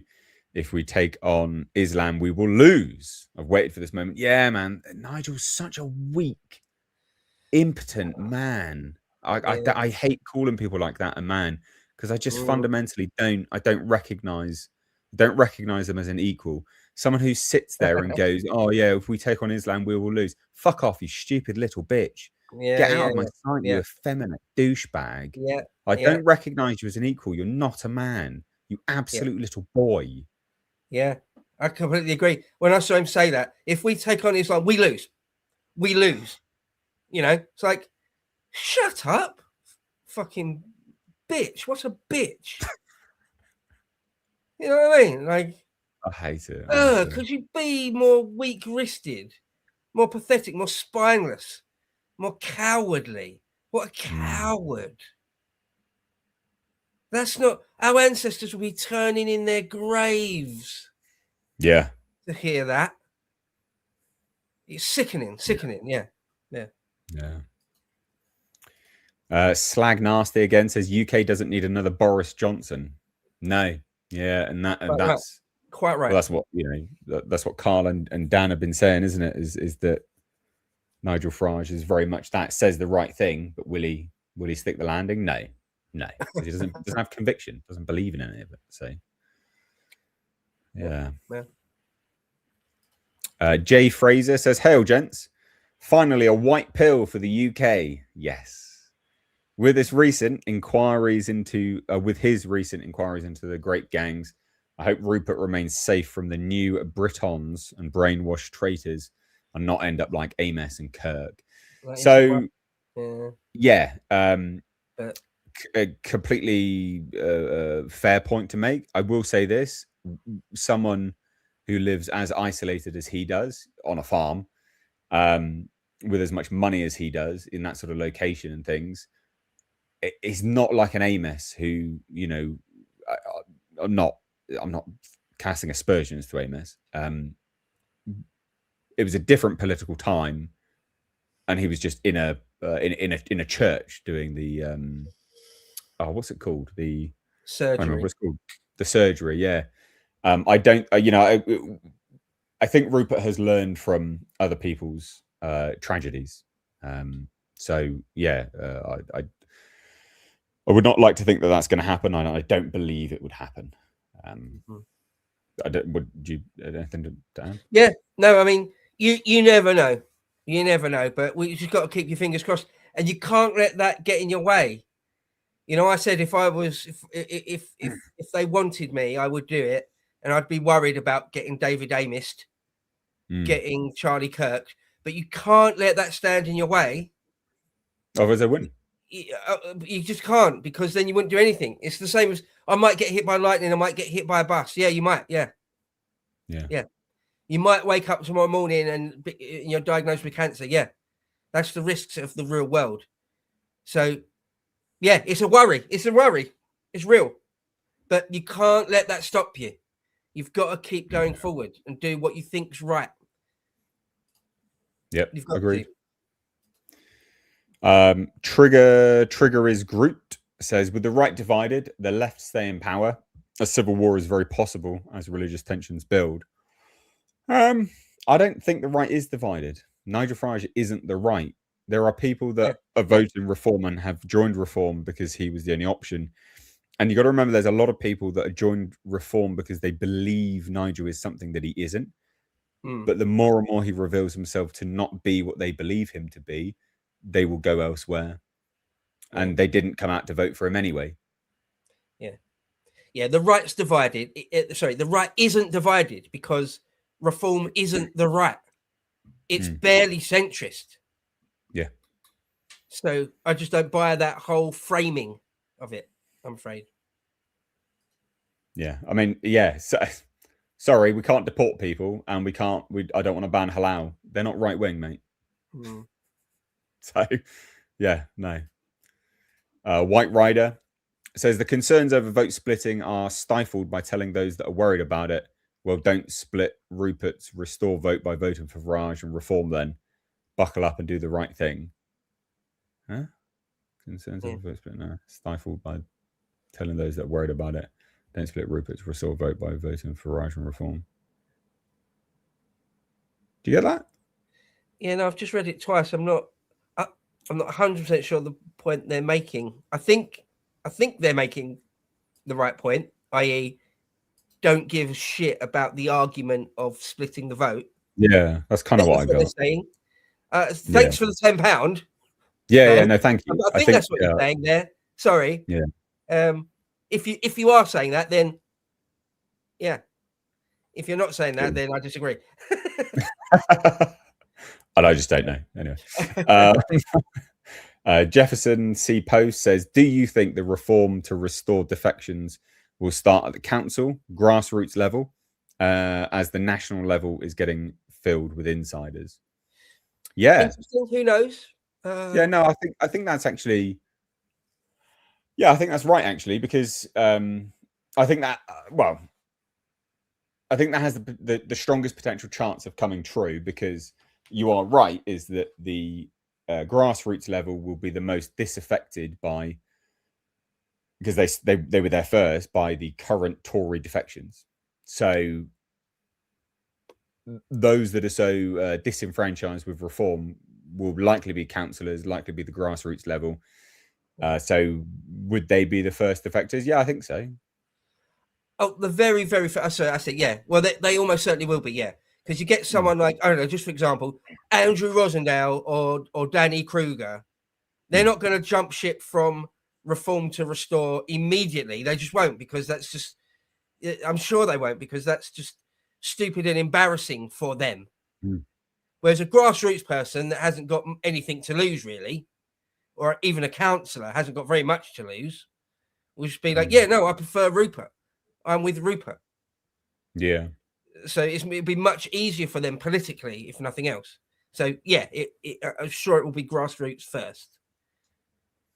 Adam Williams says, today is a good day. My ancestors are 100% British Isles, native Celtic, Welsh and Irish, lived in West Wales 33 years, uniting with the Anglos and supporting Rupert Lowe and Restore, not being replaced in our homeland. Yep. Brilliant. Patriot. Brilliant. Here. Yeah. Fucking here. Agree with what Dan said about getting as many decent people into reform and biding their time until Farage retires is best case for 2029, but I love Lowe. Did he say that? I don't think Dan said that. I think he said that was the previous. Maybe he said that a while ago. Yeah, maybe. Maybe he said that maybe that's his take before this evening. Yeah. I don't know, but yeah. Yeah. Well, fair enough. Thank you so much. Nonetheless, thank you. Yeah, thanks for the £5 anyway. Yeah. We got L Van Franco.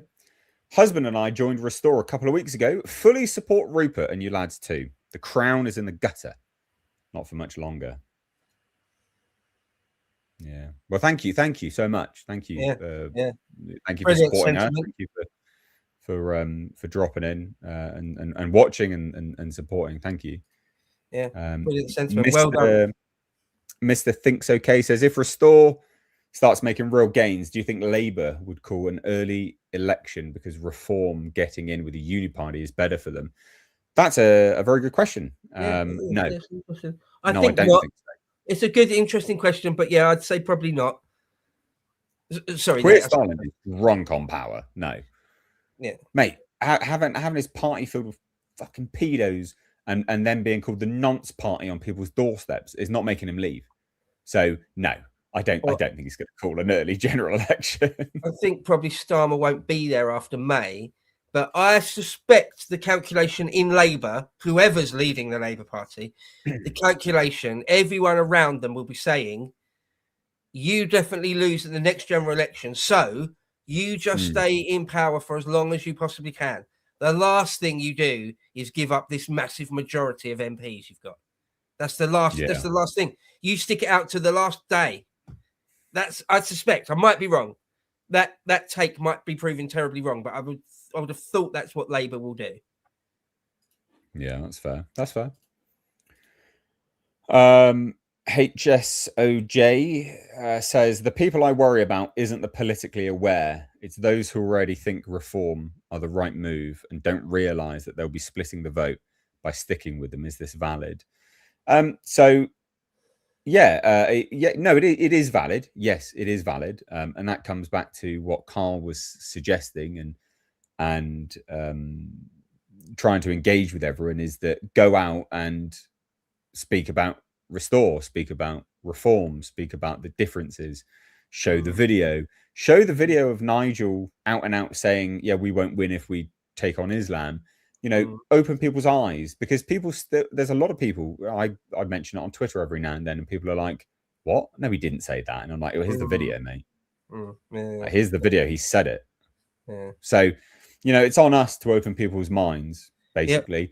And some people you won't ever be able to win. You just won't, but they're the cult of Farage. What can you do with that? That's ideology. Yeah, I agree that it's a valid concern you've got there, but yeah, it's on you, it's on me, it's on us to talk to those people, those reform people. Try and convince them. It's difficult to change people's minds. It actually is quite difficult, but that's the struggle now for the next 3.5 years, is to change those people's minds if possible. Yeah. MD says, we're so back, boys. Long live the Angles. Lovely jubbly. Happy birthday to me. This is Kim Thomas. Thank you, Rupert. Rupert held a party in Great Yarmouth today. Couldn't go. It's my birthday. Celebration all round. Well, happy birthday. Hopefully you're still watching. Happy birthday. Happy birthday. It's my unbirthday today. A very merry unbirthday to me. But happy birthday, Kim Thomas. There you go. Boom. Legend. Pick says 3 years until next election, and the left's terror on the natives will probably push even some Labour voters to restore. Nigel has a bad rep.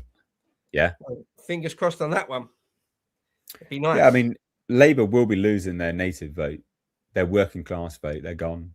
I mean, the union bosses don't want queer Stalin in charge. So, well, Labour lost the red wall back in the Boris election, didn't they? Yeah. So it can be broken.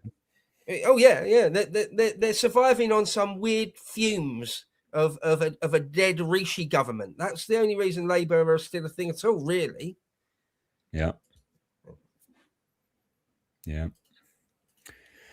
Bone Apple Tea Party says Nigel was meant to be the chosen one. He was meant to destroy the uni party, not join them. I know, he stabbed us all right in the face, didn't he? Yeah, he really did. Fucking prick. I hate him so much. Fucking frogman, knobber.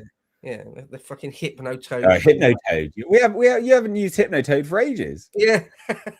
Get that one out the closet. Fucking bug-eyed Hypnotoad, fucking old cunt. Glenn Bradshaw says someone just made a point. Will McMurdoch join? Yeah, that's that kid that's an independent, isn't it?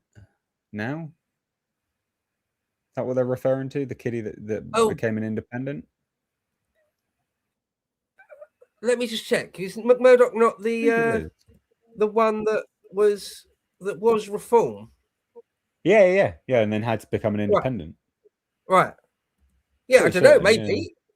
Yeah, that is him. Yeah, James McMurdoch. Yeah. Maybe. Don't know. I mean, maybe. Yeah. Who knows? Maybe. Possibly. Maybe. Depends if we want to, I suppose, doesn't it? Yeah. Carl's mic isn't muting when coughing. Good stream, lads. Yeah, I know it wasn't. Sorry. We don't have a producer here. It's me doing everything, so I can't. I wasn't quick enough. Sorry. We don't have a Samson on the state of politics. It's just me. It's just me. Sorry. But speaking of which, guys, just real quick, because I've got to do we have to do a plug. Pinned to the top of the chat is our Patreon. If you like what we do, consider checking it out. You do get exclusive benefits, so you don't have to, but it is there. So if you want to, you like what we do, check it out. It's up to you. It's pinned to the top of the chat. That's it. That's the plugging. No more. That's it. No more. Anyway. We did that one. Breakfast, podcast, Lads Hour, and now this. I may have OD'd on Lotus Eaters a tad today. I know this isn't technically Lotus Eaters. Yeah, well, I tell you, it's been a long day for me. I got up at like 6:15. Did the breakfast show, worked all day long, recorded with Nate all afternoon, all early evening for State of Politics. And then it was a long time we recorded, actually, wasn't it? And then and then went home to have late dinner, like 8:30. And Nate goes, "Come back, we got to do a live stream." And I was like, "All right, I'm on it. It's a big night. It's a big evening. It's a big one. Turning point, perhaps a turning point in our nation's history." Am I being too over the top? Maybe. I don't think so. Let's hope not. I don't feel that way. And the more and more people that don't feel that way, the more people that don't feel that way in an authentic fashion, without being prompted, they genuinely feel it in their bones, tangibly, the greater the chance of success, because that's true conviction. You have true hope at that point. Yeah. Can't buy that. Can't buy it. No. Marshmallow says, is Restore the first political party that has the legacy of the British in mind, actually looking at what our children and grandchildren will inherit? Yeah, I actually think so. Maybe. Yeah. When it was that was the sort of opening, quite possibly opening pitch, wasn't it? Yeah. Not you. The UK isn't an economy. Yeah, it's not. It's a people. It's a nation. Yeah, it's us. It's our culture. Yeah, and it's being completely rinsed from us. Yeah. I do think so. I absolutely do think so. I bloody hope so. Yeah, I hope so. Phoenix Reborn says Reform will just say he failed as a Southampton FC chairman, and he and Reform will be better in business and with the economy than him, my guess. Yeah. They'll throw as much shit at him as they possibly can, won't they? They'll say everything. They'll say everything they can about him. Yeah. Yeah, 100%. Expect it. Yeah, expect it. Loafers Sheffield says Ed Dutton interviews Blakelock, Batten, Bloom, Rayners. Hope not hate. Farage's containment, in my opinion. Love you lads to bits, but please, not Tommy. Sincerely, Beer. Yeah, I know Catherine Blakelock. We could get her on. Batten doesn't do many interviews. We've obviously already had Professor Ed Dutton, and he's welcome back, of course. But I could get Blakelock on, I'm sure. Batten does very seldom. I'd love to speak. I've spoken to Godfrey Bloom a couple of times, and I love the man. He's bloody brilliant. He really is. He is a true mine of knowledge. I don't know who Rayners is. I don't know who that. No. I don't know by that. But anyway, yeah, Sheffield Loafer, good guy. Oh, thank you. Thanks for the $5. Yeah, he follows me on Twitter and he's in my replies a lot. Decent chat. Legend. Sonic Goat says Habib set up Advance with Rupert in mind as leader, as he said a few weeks ago. Hopefully they can fold into Restore. Ben is a real asset. Yeah, but Ben will benefit a party, definitely. He's not the right guy to lead a party. He's just not. Identity is very important, and I just don't think I as much as he's great, I don't think he's the man for it. So yeah, but hopefully he can work with Rupert. Hopefully so. I very much hope that's what happens. That Advance just folds into Restore. Because I actually did an interview with Ben Habib. If anyone goes on lotuseaters.com, signs up to be a member of the website, behind the paywall there is a long form conversation with me, little old me, and Ben Habib, like an hour and a half long conversation with me. And so, yeah, I like the guy. I'm a fan of him, basically. But Advance didn't really get the momentum it needed. And I don't necessarily want him as my prime minister, to be brutally honest. But is he an asset to a party? Yes. Is he good at making arguments? Absolutely. Yeah. Is he one of the good ones? Yeah. Yeah. So, yeah, I agree. I hope it's amicably folded into Restore. Yeah, 100%. Money where your mouth is moment for Brits. Good luck to all of you from the US. Thank you. Thank you. I've got to make it happen. Steve Wells says, me and mine have just sparked the beers open. Great podcast, guys, with real hope for us. Rupert is the guy. Yeah. Well, yeah. Yeah, thank you so much. Hopefully those beers are flowing. Looks like the beers are flowing here. I'm all blurry. So As I say, you just went out of focus a bit there. I know. I'm fixing it. Yeah, no, thanks for that. Yeah, hopefully you're right. And cheers. 20 quid. Cheers. Bloody hell. Restore will not split the vote. It will cleanse it. Yeah. Yes. Nice. Yeah, I like that. In fact, I'm going to steal that actually. When people start saying that to me on Twitter, I think I'll say that back to them. Very good. Very good. Stu Frost says, who would you like to see Rupert put forward as Home Secretary? Unknowns. I want unknowns. I mean, I don't think I've got the cognitive capacity to personally do it myself, but all right, I'll do it. All right, if that's what the people want. No, I don't know. It just needs to be someone with strong convictions, someone that's not afraid to just say it how it is. He's not afraid of any sort of kickback from the media, from someone like Laura Koenigsberg, right? Yeah. Emily Maitlis, Krishnan Guru Murphy, all that lot. So just look them in the eye and be a bit more diplomatic than this, but look them in the eye and say, no, fuck you. We're doing this. We're doing this now. Go and cry about it, bitch. Just realize that the media is your enemy. That's what you need to do. Yeah. Because they are your enemy. They don't like you. They're not interested. Yeah. They perpetuated the status quo for decades. They browbeat anyone that goes against it. So, yeah. Antonin says, hope from France, guys. Glad to see Lowe on the road to reclaiming the UK. Heavy hearts in my country tonight. A nationalist activist just got killed by Antifas. Yeah, I saw that. Again, another thing I probably should have done a segment on. Genuinely mental. Yeah, nationalist was just murdered. Yeah. No, I haven't heard about that.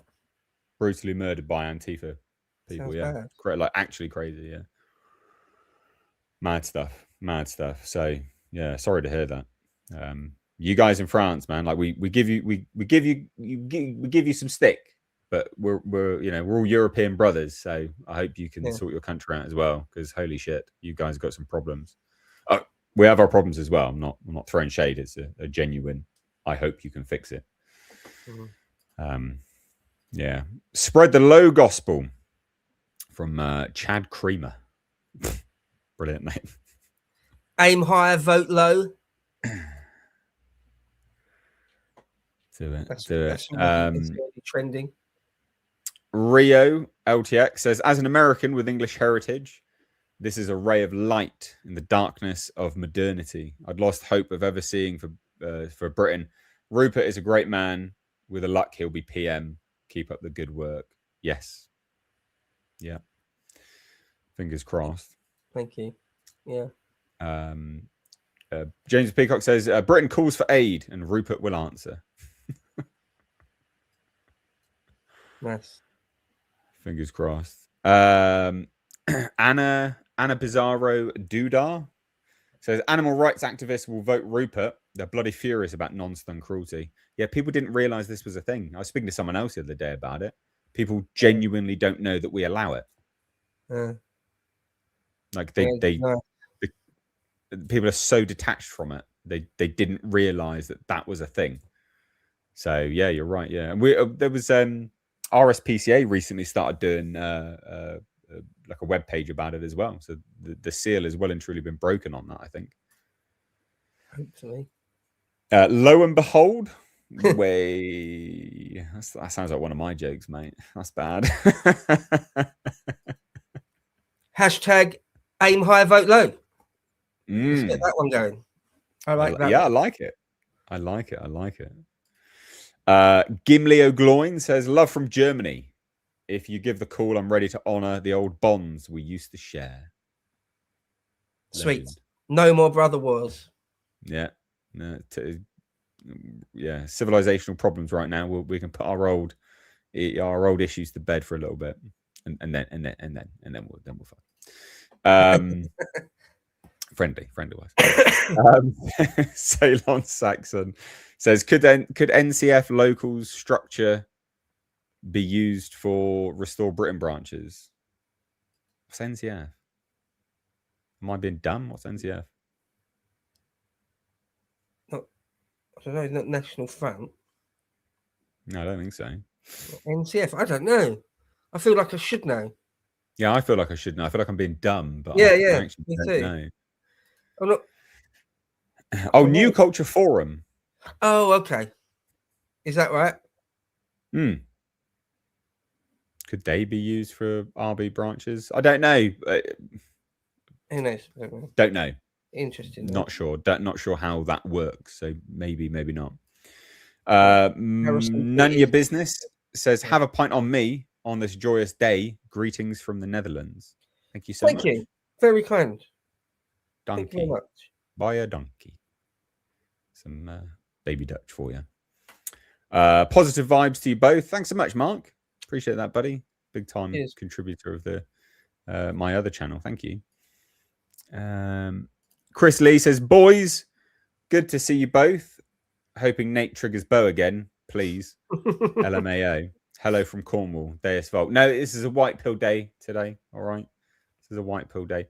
But if you want to see me triggering bow, then just watch the other videos, because that's the bulk of most of the videos, to be honest. It's just me. Well, we recorded earlier in the evening this evening, so you get 3 more videos tomorrow. Yep. Like nearly every day. So keep tuned in. Subscribe. Like and subscribe. Stay at politics.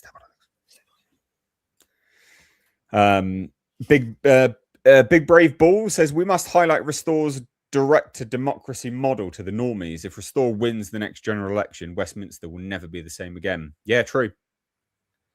Yeah, true. Yeah, it completely shatters the sort of current political system, to be honest.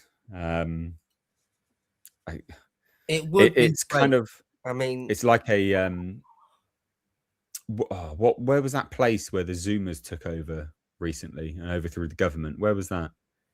In Bangladesh. Was it Bangladesh that happened? Was that where they had the Discord vote on who would lead it? Was it Bangladesh or was it Nepal? That was Nepal. It was Nepal. So this is if we see Rupert Lowe rise to power through social media, it's like a much more, it's a very British Zumawaffen Nepalese sort of revolution almost, but a very British way of doing it. Sort of new thing. The Welsh Anon says, as the sun seemingly sets on the British Empire, Restore is the country's opportunity to say that no, we will not go gently into that good night. I mean, I'm fine with the Empire being shut as long as everyone just fucking leaves. I'm fine with that, just providing everyone just fucks off. Yeah, the sun set on the British Empire a long time ago. That's way back in the rearview mirror. Yeah, we just don't. We're not, but still, England, Britain, is not going to go gently into the night, and we will have our country back. It's inevitable. Yeah. Gary Thomas says, I'm happy to hear about Rupert Lowe's new party. Best of luck to him. I'm also surprised you guys didn't do a video on Sanai Takechi's landslide victory in the recent snap election in Japan. Yeah, yeah, honestly, yeah, there's a fair few bits and pieces that just have. We sit down a few nights. Obviously, we both do loads of other things as well, and we're trying to grow this. And there's just some things that genuinely just slip our mind when we come to record stuff. Yeah. That So sorry. Cheers for the $10. And on the day after it happened, you can go back and look at Breakfast with Bo on the Lotus Eaters channel on the live tab. And the day after it happened, if you want me, a good sort of 20 minutes of me talking about it, that does exist. That is out on the internet. But yeah, we didn't talk about it on here, did we, Nate? Yeah, we can't cover everything, but we probably should. Probably still could. There's no reason why we couldn't still. Yeah, we could do. So, yeah, sorry about that, Gary, but cheers for the $10. Yeah. Krish, CH Rish. I'm suddenly wondering, did Bo put a suit on and come into the office at night, or does he wear a suit at home all the time? Well, I was sitting at home I was wearing this today, a different tie, but I was wearing this today. And in the office, there's a whole rack of blazers. I've got a few different blazers. And so when I came into the office, I've got a load of tires in the office as well, like 30 tires. So I didn't have to change into a new white shirt. I was sitting at home wearing a white shirt. So I just came into the office and just put a blazer and a tie on that are sitting in the office. So that's the answer to that. There you go. Dad Bosch says, I feel a massive weight lifted now. I'm no longer politically homeless. I'd like Nick Tenconi and Habib to be a part of this too. Thoughts? Yes, I feel the same. Oh, yeah. Sorry. I was going to say, I feel the same with the weight lifted. Absolutely. And I would like Nick Tenconi and UKIP and everyone else to just fold in and fold behind Rupert now. Yeah, I would love that. I don't know if Nick Tenconi will do that, but I hope he does. Fair. I mean, I hope they do. I hope they do. And yeah, completely the same with respect to the politically homeless business. Yeah, first political party I've ever joined. So, and I would encourage everyone else to as well. So yeah, join it. Alistair says it would be funny if Nige folded Reform. He's not gonna. He's not gonna. That would be funny. That would be. Yeah, he won't. But that would be funny. Yeah. Yeah, he definitely won't be doing that. But yeah, would be hilarious. Where will Piers get his curry if Rupert wins? Good question. Very good question. Yeah. Oh, the fucking sloppy prick. Fucking stupid. Yeah. Anyway.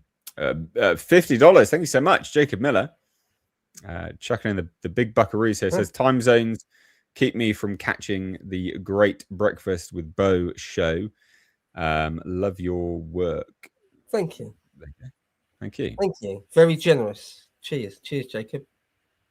Bloody generous. Justin Barker says, nice to have some hope again after Farage being so disappointing. The window has shifted so far in just a few years. We have the momentum now. Yeah. Yes. The people that say the Overton window doesn't exist, they're your enemy. It doesn't exist. They are your enemy. That's a psyop. People try to tell you there's no such thing as an Overton window. That's a psyop. Sorry. Yeah. Yeah, agreed with that. Nitrium Oxide says, will the current government attempt to ban Restore Britain like they're doing in Germany and Austria with far-right parties? Could that be successful? Not sure they could. I don't know. Yeah. Who knows? They could try, but who knows? Who knows? At the moment, they haven't really got any grounds to do such a thing, but 3 years is a long time. Who knows? Yeah, that is true.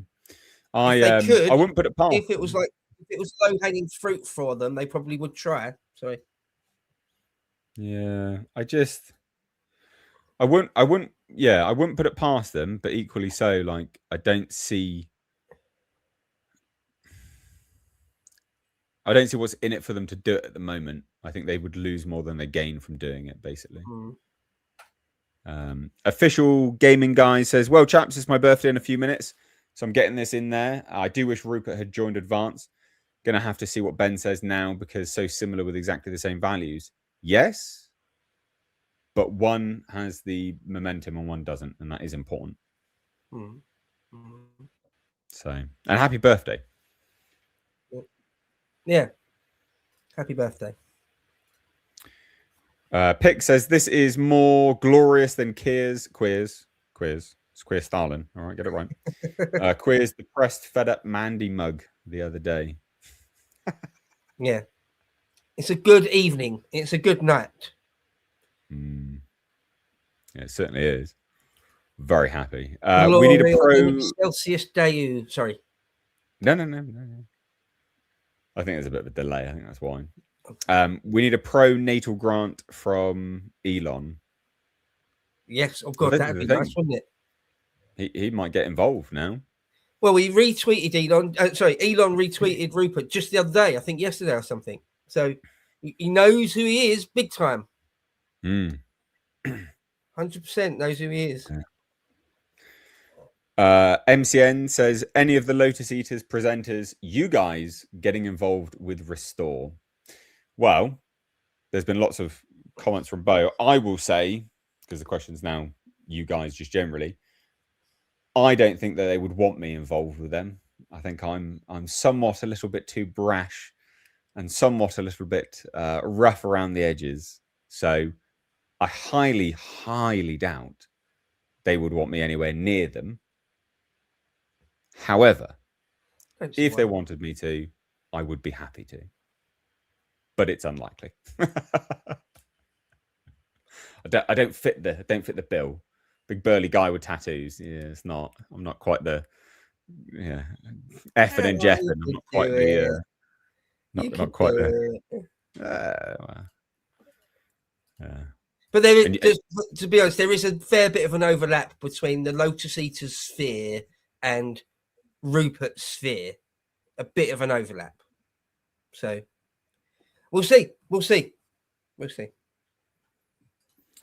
Adam says there are so many excellent names we could bring under a broad tent. Very exciting indeed. It's infuriating how Farage has managed to evade Lowe so far. So being forced to face this will be interesting. It will be delicious. It will sustain me. Tasty. Can you imagine them having a debate? Farage will lose his fucking mind. Yeah. That'd be great. Oh dear. So good. Nigel's chickens coming home to roost. It's like, oh yeah, you thought you would strike me down, but I come back strong. Yeah. Strike me down now, Farage. I'm more powerful than you can ever imagine. Have you chaps ever got in touch to collab with Landier? Yeah, we reached out to him. He didn't want to. No shade.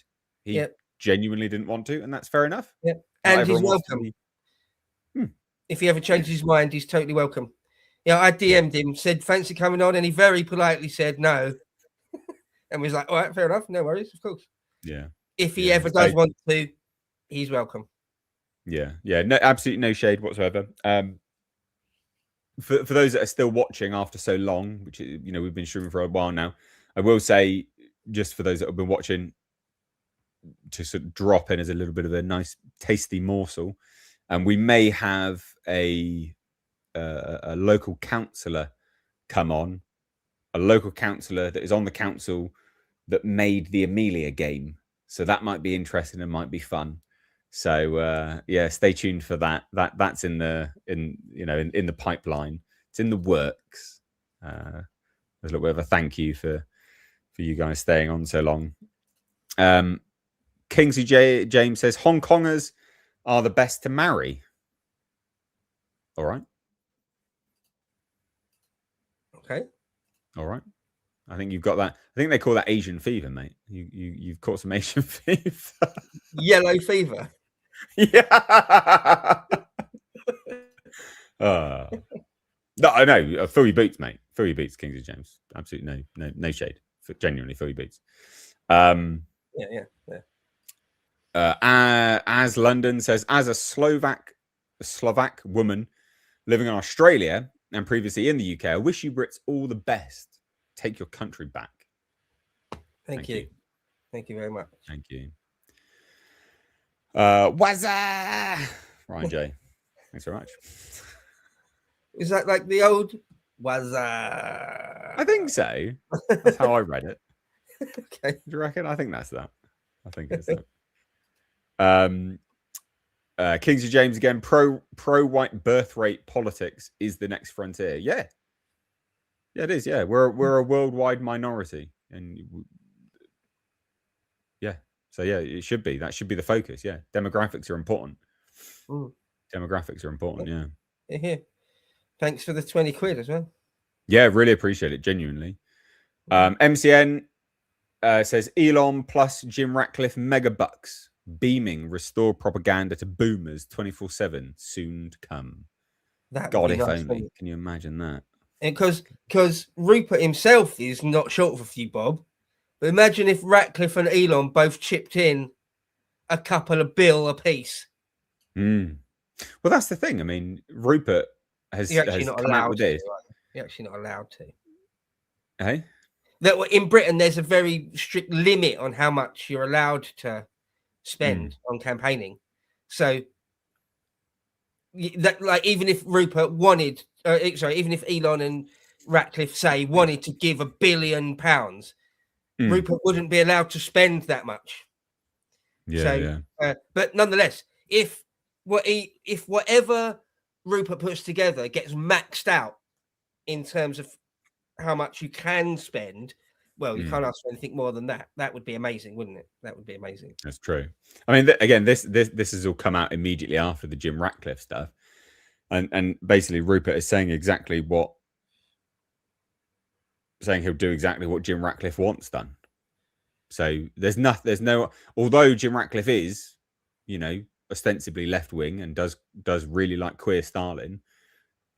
Okay, but if liking that individual and that the politics of those individuals has destroyed the country, and that person is now signaling that they're sick of the country and the status quo, there's nothing to indicate that they wouldn't, that individual wouldn't then move,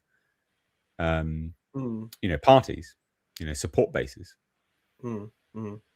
So who knows? Who knows what can happen? It's a very exciting time now. I'm excited, anyway. Yeah, me too. I'm excited. Right. We've been streaming for nearly 3 hours, and it's very late. Yeah. And Bo, I know you're shattered. You wake up very early for the breakfast show. So shall we bring this to a close? Yeah. Just to say thank you very much to everyone who's tuned in and all the bloody super chats. Amazing. Yeah. Brilliant. Thank you very much. What an evening. What a bonza evening all round. Yeah. Yeah. Incredibly humbling. You guys chucking it. Another one's just come through, chucking in all these super chats. It's mind blowing to us. This is a very small project that we started not that long ago. The response has been insane, and we can't thank you enough. It means the world to us. But here, just real quick, Jacob Miller says, I could use a British civics class. I don't understand the power structure. Maybe a Lotus Eater episode. That's actually not a bad idea, to be honest. Or talk about it on here. Yeah, or we can do it on the State of Politics. State of Politics. We'll do one. We'll do one here. Yeah, let's do that. We'll do one here. Why not? Let's do that. Like and subscribe. We'll do one here. Like and subscribe. Stogio? Read that. It says, I don't like the idea if you can work, you will work line. Why should mothers work? Living standards should allow a working man to support a family. I don't think that's what he meant, in fairness, mate. I think he was meaning, if you can work and you're you know, like a foreigner, you should be in work. It's not, and you shouldn't be on benefits. Yeah. And you have the ability to work. I think that was very much, very, you know, very specifically what he was. He's not talking about sending 9-year-olds up chimneys, is he? Yeah. So, and of all the politicians that understands the demographic birth rate situation, I think Rupert's well, you know, accustomed to. I think he's well aware that he needs to promote, you know, British birth rates. So I don't think that's the case, mate. I think you'd be all right there. But I understand if you took it that way, why you were not impressed with it. I understand that. Jacob Miller says, "Forgive me." What for? There was another one. I can't remember what for. The British civics class. Yeah. No, you're forgiven. Yeah, you're forgiven. We forgive you, mate. We forgive you. Cheers, buddy. Right, guys. Boom. All right, we got to go. If you want to join the Patreon, please do. You don't have to. This is the only plug. This is the last plug. I'm not plugging again. I know I hate people that do it all the time, but this is our closing messages. Patrons linked above. You get access to stuff. Check it out if you want. No worries if not. We'll be uploading tomorrow 3 videos, so check them out. And this has gone so well, I'm sure we'll do another live stream at some point. So turn those notifications on. We'll be back. But yeah, thank you so much. And yeah, we will. I'll real quick another super chat's come in, and then we'll go. This is the last one. But I want to get to it. Do you think Queer Stalin will go down the same route as the German government and try to ban Restore as a far-right party? So we sort of got that one already, didn't we? I hope not, but you never know what might happen in the next 3 years. Yeah, and I concur. Guys, thank you. Bye-bye. Take care.